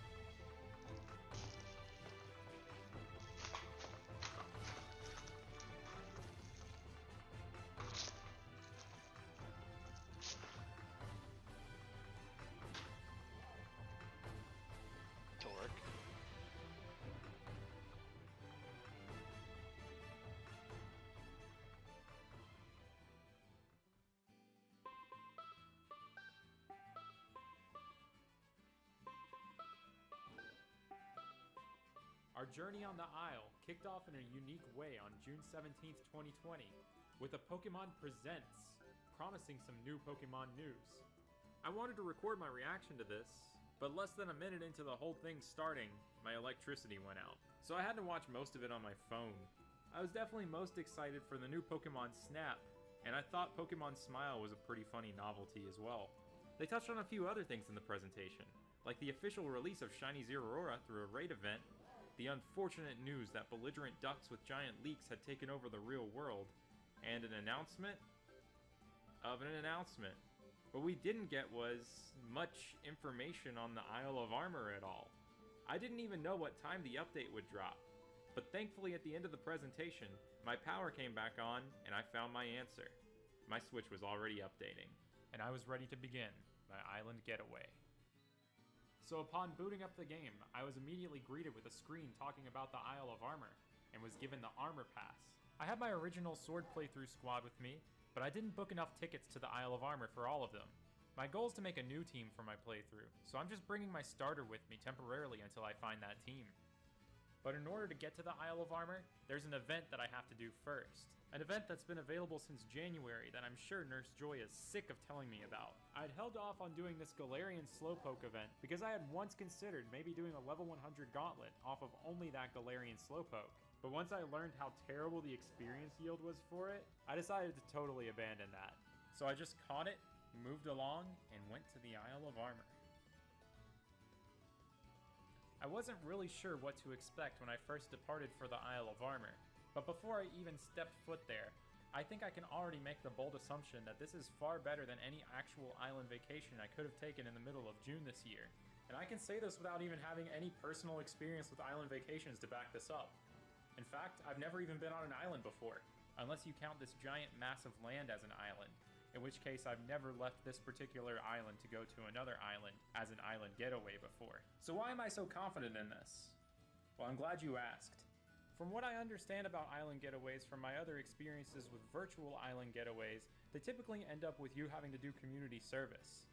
But on the Isle of Armor, the only inhabitants are members of a dojo, so you'd be doing community service for a dojo, which is kinda sick. The Pokemon I can find on the Isle of Armor also guarantee some value that a real island vacation may or may not have. There would be no point to me going on an island vacation if there weren't Pokemon that I could catch there that I can't catch anywhere else. In real life, that actually does leave a few options, like I could go to New Zealand for Relicanth, or Sri Lanka for Torkoal, or Cyprus for Tropius, or even the real-life Isle of Armor, the Isle of Man for a Mime Jr. But that's only 1 or 2 Pokemon at best, and those things will probably eventually be available for me and Go anyway through a 5,000 kilometer egg that's available for 5 minutes as part of an event with a 1% hatching rate. No big deal. Meanwhile, the Isle of Armor has over 100 returning Pokemon that can't be found on the mainland of Galar, so definitely has real life beat there. I have to give real life island vacations props for one thing though. Maybe, just maybe, the beaches of a real life island would be more worth it than a trip to the Isle of Armor. Because you don't really get to feel a cool ocean breeze coming from the vent of a Nintendo Switch, or the actual splash of swimming in the ocean.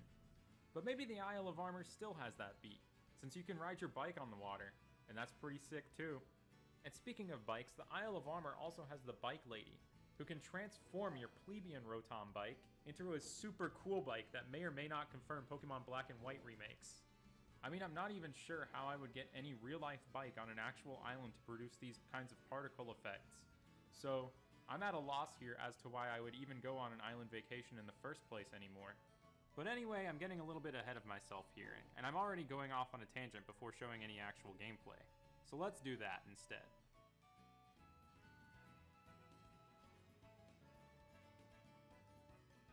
So I was immediately greeted by Clara, who I think is one of the funniest characters we've seen in the games in a while, and I had a short battle with her outside. I was actually a little bit worried about this battle going blindly in, because I had read a rumor somewhere that the Pokemon's levels scale to the level of your Pokemon, so I was expecting a big challenge. But it turns out it just uses the same sort of level scaling that the wild area uses, where if you've already beaten the game, they're around level 60, so it was still a pretty easy battle. But after that battle, I actually took Clara's advice of staying away from the dojo and just decided to explore for a while. It was stated that one of the Isle of Armor's main focuses is exploration, and I really felt that as I roamed around. Man, we're on the Isle of Armor! Okay, let's see what's all here. I was most excited to run around greeting the returning Pokemon that were previously unavailable in Sword and Shield. I was also on a mission to scout out Pokemon for my team for the playthrough, and what Pokemon I was going to shiny hunt first. I learned what familiar faces were returning through so many different ways while exploring. Sometimes I ran into them. Is that Baneri? Yeah, Baneri's here. And Klefki? Is that Jigglypuff? Yes, it's Jigglypuff.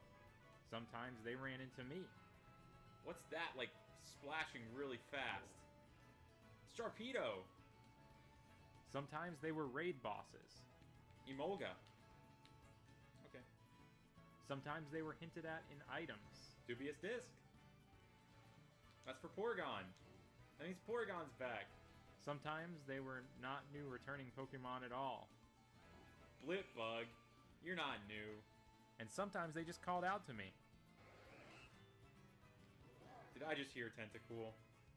Tentacool, buddy.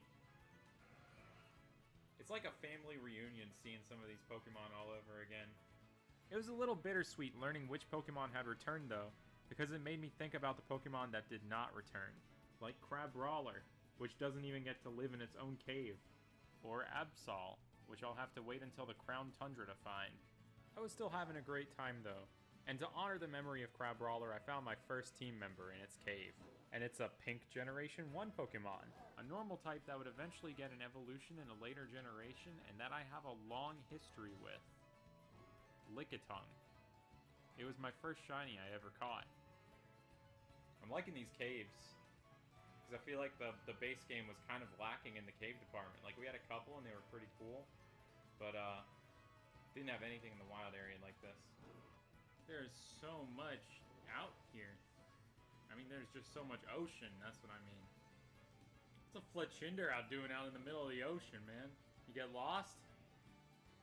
It wasn't very long until I found my first shiny hunting target. Yes, Sandygast! Let's go! I am 100% going to be hunting for one of these things. And during this little exploration session, I also found the next two members of my team. The second was Unovan Snom. And the third was an old bizarre favorite of mine. Dunsparce! And it's gone! But it's there. Dunsparce. In case you had any doubts that Scyther is flying type, Scyther is actually flying, and I'm about to die. And when I say die there, I was actually speaking in the language of the Diglett. I started the long quest for finding all the Alolan Diglett on the island, which as you'll see will eventually totally consume my life for a day. But that'll have to wait. For now, I finished this morning exploration session by evolving my Lickitung into Lickilicky. And then I moved on to doing far less exciting things for a little while. Alright, I'm gonna unfortunately have to take a break from this to do some stuff from work for a while. But I've loved exploring this so far. I have no idea what my final team's gonna be looking like here, but I'm already liking what I'm seeing. Although it was a work day, I had plenty of breaks throughout the day which I'd fully dedicated to Pokemon. I still felt like I was somehow making a difference in the world by doing this, since I was able to help control the local belligerent duck population. On another break, I played up to a point where I could hunt Sandygast on Shield, so I could double hunt on stream later that evening. On this file, I had 8 badges, but had not yet cleared the Pokemon League, and I noticed that the levels were scaled a lot lower. I also went for a bike ride, on my regular, significantly less cool bike that can't produce any cool particle effects. I find myself looking along the side of the road for little hairs sticking up out of the ground. You never know where you might find a Diglett. But really, I found it hard to focus on work when there was so much Pokemon playing to be done. So I found a compromise. While I was pounding away at the keyboard, I did some Zeraora raids for the event, in hopes of unlocking that shiny Zeraora for everyone. And then after work, I would stream my shiny Sandygast hunt. Then, after work, the hunt began. Since this shiny was going to be part of my Isle of Armor playthrough team, I was not going to make any progress in the story until I got this shiny. And I was going to hunt it full odds too, because that's just the way I roll. On the first day of streaming, I got to 1,000 encounters. Then after the stream, I did some more hunting while also doing some Zeraora raids with friends. I also tested out cooking curry to try and make wild Pokemon come to my camp on the Isle of Armor. But it looks like it works in the same way as the wild area, where no wild Pokemon ever come because it's in some sort of multiplayer mode. If anyone figures out a way to make wild Pokemon appear in camp in the wild area or on the Isle, please let me know. I did also eventually find a shiny that night, but it wasn't Sandygast.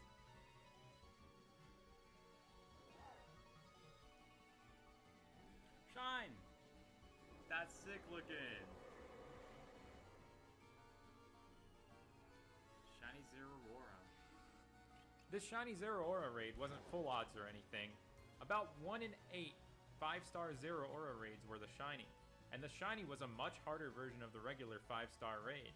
If, an emphasis on the if, you were able to defeat it, you weren't able to capture it anyway. I never even got to taste victory versus this thing though. It demolished us.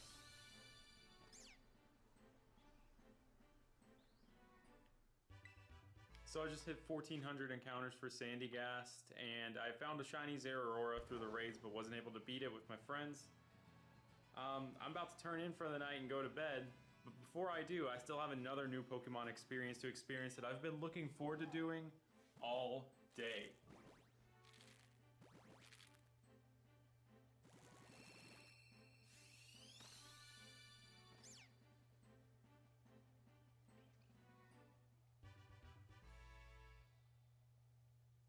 It's time to smile. Who am I going to pick?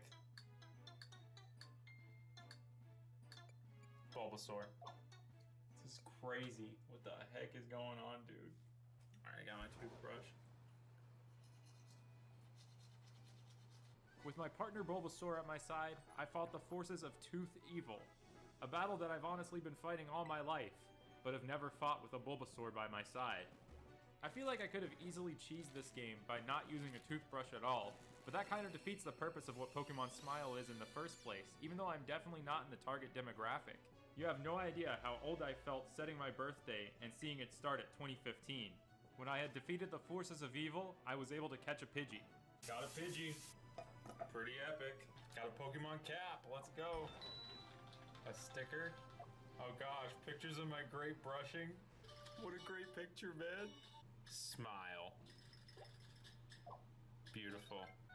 So it looks like all the Kanto Pokemon are available. I wonder if shinies are in this game. That's been quite the experience. I think it's time for me to go to bed though. Tomorrow I'm gonna resume some hunting after work. So let's go back to the Isle, and then let's go back to the Smile. That kind of rhymed. Well, that absolutely rhymed. Good night.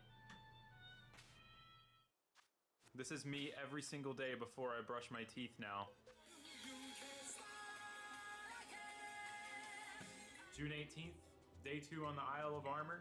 And yesterday on stream, I learned that you can find wild palisand in certain weather conditions. And that depends on what day it is. On my main Switch, I don't want to mess up my Animal Crossing town though, so I'm not doing any time traveling on that one. But luckily, on my second Switch, I don't really play Animal Crossing. So I've got the date set to June 19th now, where it'll be overcast. Hold on, before I say the next thing, I have to boot up my game. And now, on the beach, we have wild palisand because of the weather. The evolved form of Sandygast. It looks so insanely cool, and I can't wait to try and hunt this thing. It'd be so cool to see this thing shine on screen, so I'm gonna hunt it on this game, and when tomorrow actually rolls around, I'll be able to hunt it on both Switches. I still wouldn't mind getting Sandygast though before then, because I want to keep playing in the story. But just the possibility of this is insanely cool to me, so let's get into hunting. I put forth a valiant effort into the hunt, but effort doesn't matter in shiny hunting, because it's a matter of luck. I eventually got the 2,600 encounters for the day on the stream. It's nighttime, I'm about to go to bed. I've done 2,600 encounters for Palisand now, and tomorrow begins the weekend, or tomorrow night begins the weekend, where I'm gonna go all out hunting. But before I go to bed, got one more thing to do. Let's get brushing. Oh, Magmar!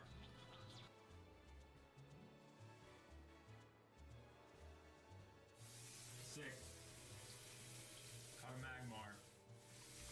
That's a pretty cool one to get this early on. Like, going from Pidgey to Magmar, pretty cool. Good night. June 19th, day 3. Let's get that Palisand. So I did get to double hunt Palisand for a lot of the day like I wanted to, but I was still missing the crucial component of shiny hunting that you really need, luck. I've hit 4,320 encounters. Still no shiny sand, but that's okay, because I still have Pokemon Smile. Psyduck.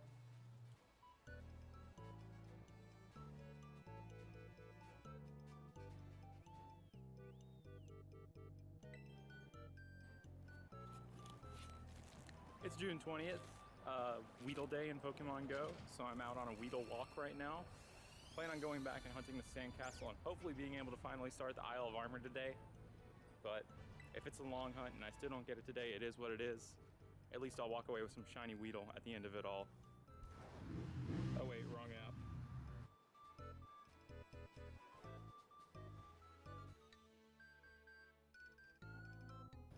I don't know if the middle of summer, right around the summer solstice, was a really good time for Weedle Community Day, because we kind of got a lot of Weedle casualties right here. It's really unfortunate. I salute these fallen Weedle. And will avenge them somehow. I don't know how, but avenge the fallen. I'm back from the Weedle walk and it's time to shiny hunt. Look for Palisand. So I streamed for Palisand again, and I was actually double hunting it again, because I had learned that if you time travel on your Switch and don't open Animal Crossing, the game won't know that you time traveled. So I time traveled to make it so the weather was perfect for Palisand on both games, and I made sure not to touch Animal Crossing at all. I hit 5,000 encounters on stream. Then later that evening, I did some more hunting, and I was getting set up to maybe stream again. But, unfortunately, I wasn't able to stream again that night because something happened. Thank you. Shiny Palisand! Oh my gosh! Oh, that looks so cool. Right after I sneezed. 5,227 encounters. I was just about to start streaming again tonight, and I found the shiny Palisand, and it looks so cool. But now I have to catch it. Caught it. Nice. Shiny Palisand. I love the way it pops up like that. That's so cool. Oh man, I love this thing. Now it's time to get on with the Isle of Armor. With my newly caught Palisand, while I was out on the water, I found a 1% encounter that would become my 5th team member and the final capture before starting the story. And it wasn't Sharpedo. Go away, Sharpedo. I'm sorry, you're not it. It was Clawitzer, which is admittedly a Pokemon I forget exists sometimes, but please don't tell it that. So I think I've finally decided on the team I'll be using in the Isle of Armor now. I've taken up the first 5 slots, and I'm saving the 6th slot for Kubfu whenever I get it, since I've learned it's kind of essential that you use Kubfu. So, we've got Raspberry the Licky-Licky. We've got Shrimp Popper, the Clawitzer. We've got Brick Road, the Shiny Palisand, which we have spent the last few days hunting, of course. We have Frostmoth, the Frostmoth. And we have Pie, the Dunsparce. I had great expectations for these brave warriors, and I'm sure they also had great expectations for me. I wanted to live up to them, so I finally began the story and made my way to the dojo. Hi there. I'm just finishing up my holiday masterpiece. Our premium wireless plans start at just $15 a month, so this deal can be the centerpiece of your holiday savings. For a limited time, buy any 3-month plan, get 3 months free. Such a sweet deal.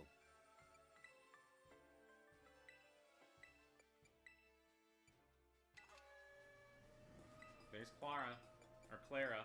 I don't know how to pronounce her name yet. I then successfully loosely became a student of this dojo and gained access to all of its benefits. I don't know too much about real-life dojos, but if I were to join one, I'd assume I'd get the same benefits that I would get from joining this one, such as the EXP charm, which permanently boosts the experience that your Pokemon get by 50%, which might be helpful for future level 100 gauntlets. The back rooms, where you can heal your Pokemon. A sassy rival who refuses to help you in any way whatsoever, but you'll always help at the drop of a hat. Pictures of Claydol. Pokemon Quest for the Nintendo Switch. A guy named Mustard. A lot of shiny trophies. And the Cram-O-Matic.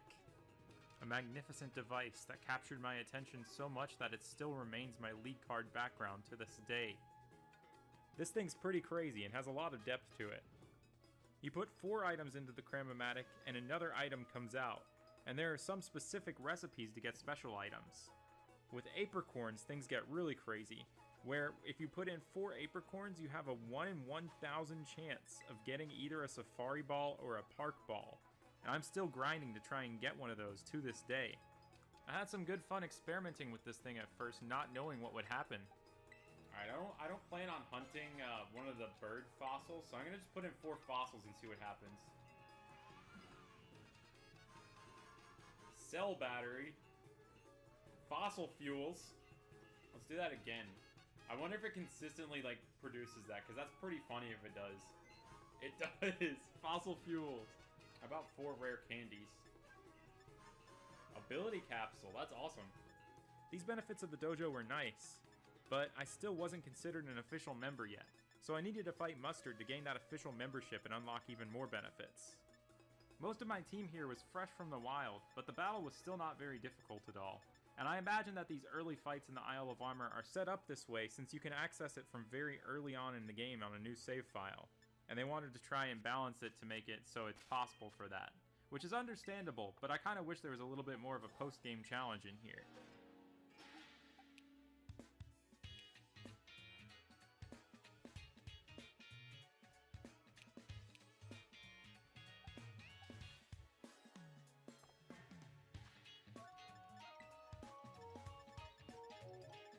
After defeating Mustard, I got what I really wanted from this island vacation so much in the first place.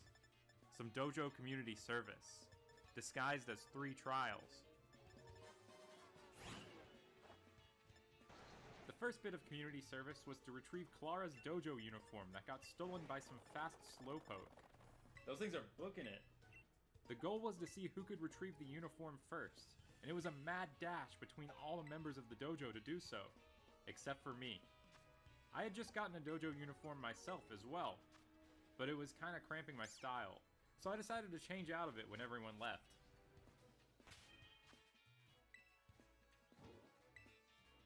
All these people booking it to do the trial, and I'm just going to change out of the dojo uniform. And while I was at it, I also decided to spend some quality time with Pokemon Quest. Now, I'm not sure if I'm remembering this correctly, but I remember some press conference last year, they announced that there was a special version of this game coming to China, with PvP and a bunch of added features. And I'm pretty sure we've heard nothing on that in the past year. I still wonder if they're even working on it at this point, and I kind of hope they are, because I really enjoyed this game.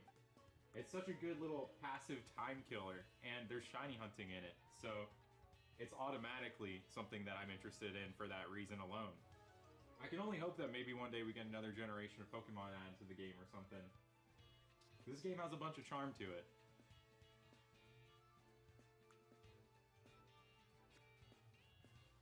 But I guess I should get back to chasing those fast slowpoke. There they go.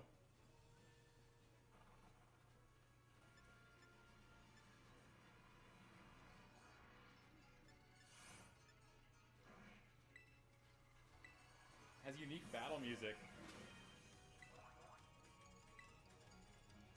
I wish all the wild battles had this music here, that'd be sick.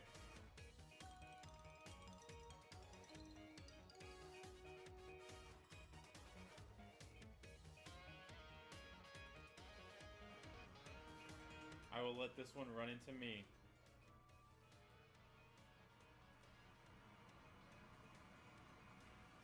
Or I will not. I'm ready. I made quick work of the 3 fast slowpoke, and I retrieved the uniform. She looks so disgusted about this.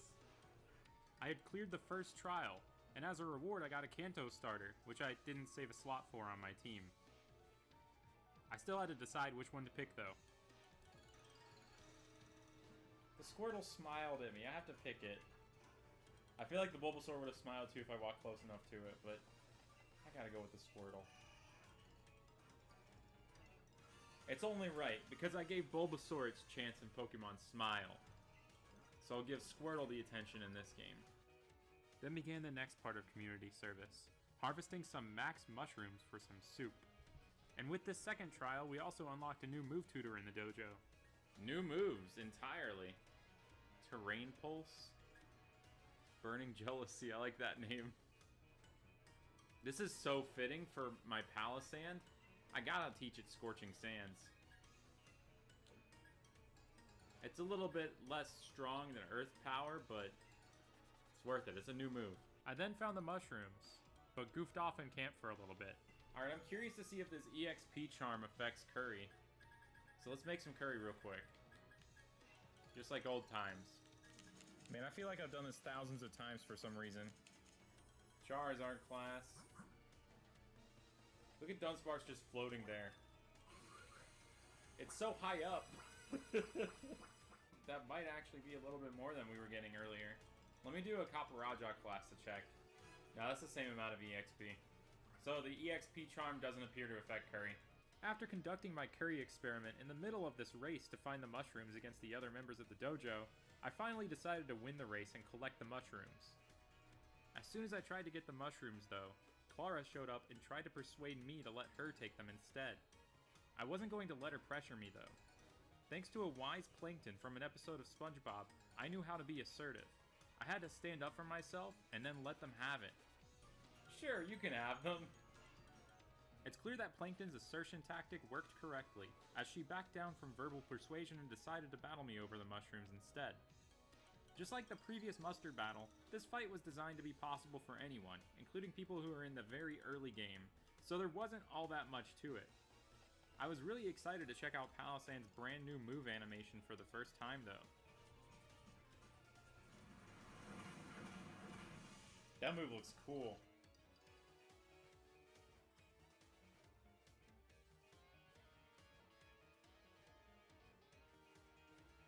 After I finished off this battle with Clara, I was able to collect the mushrooms and complete the trial.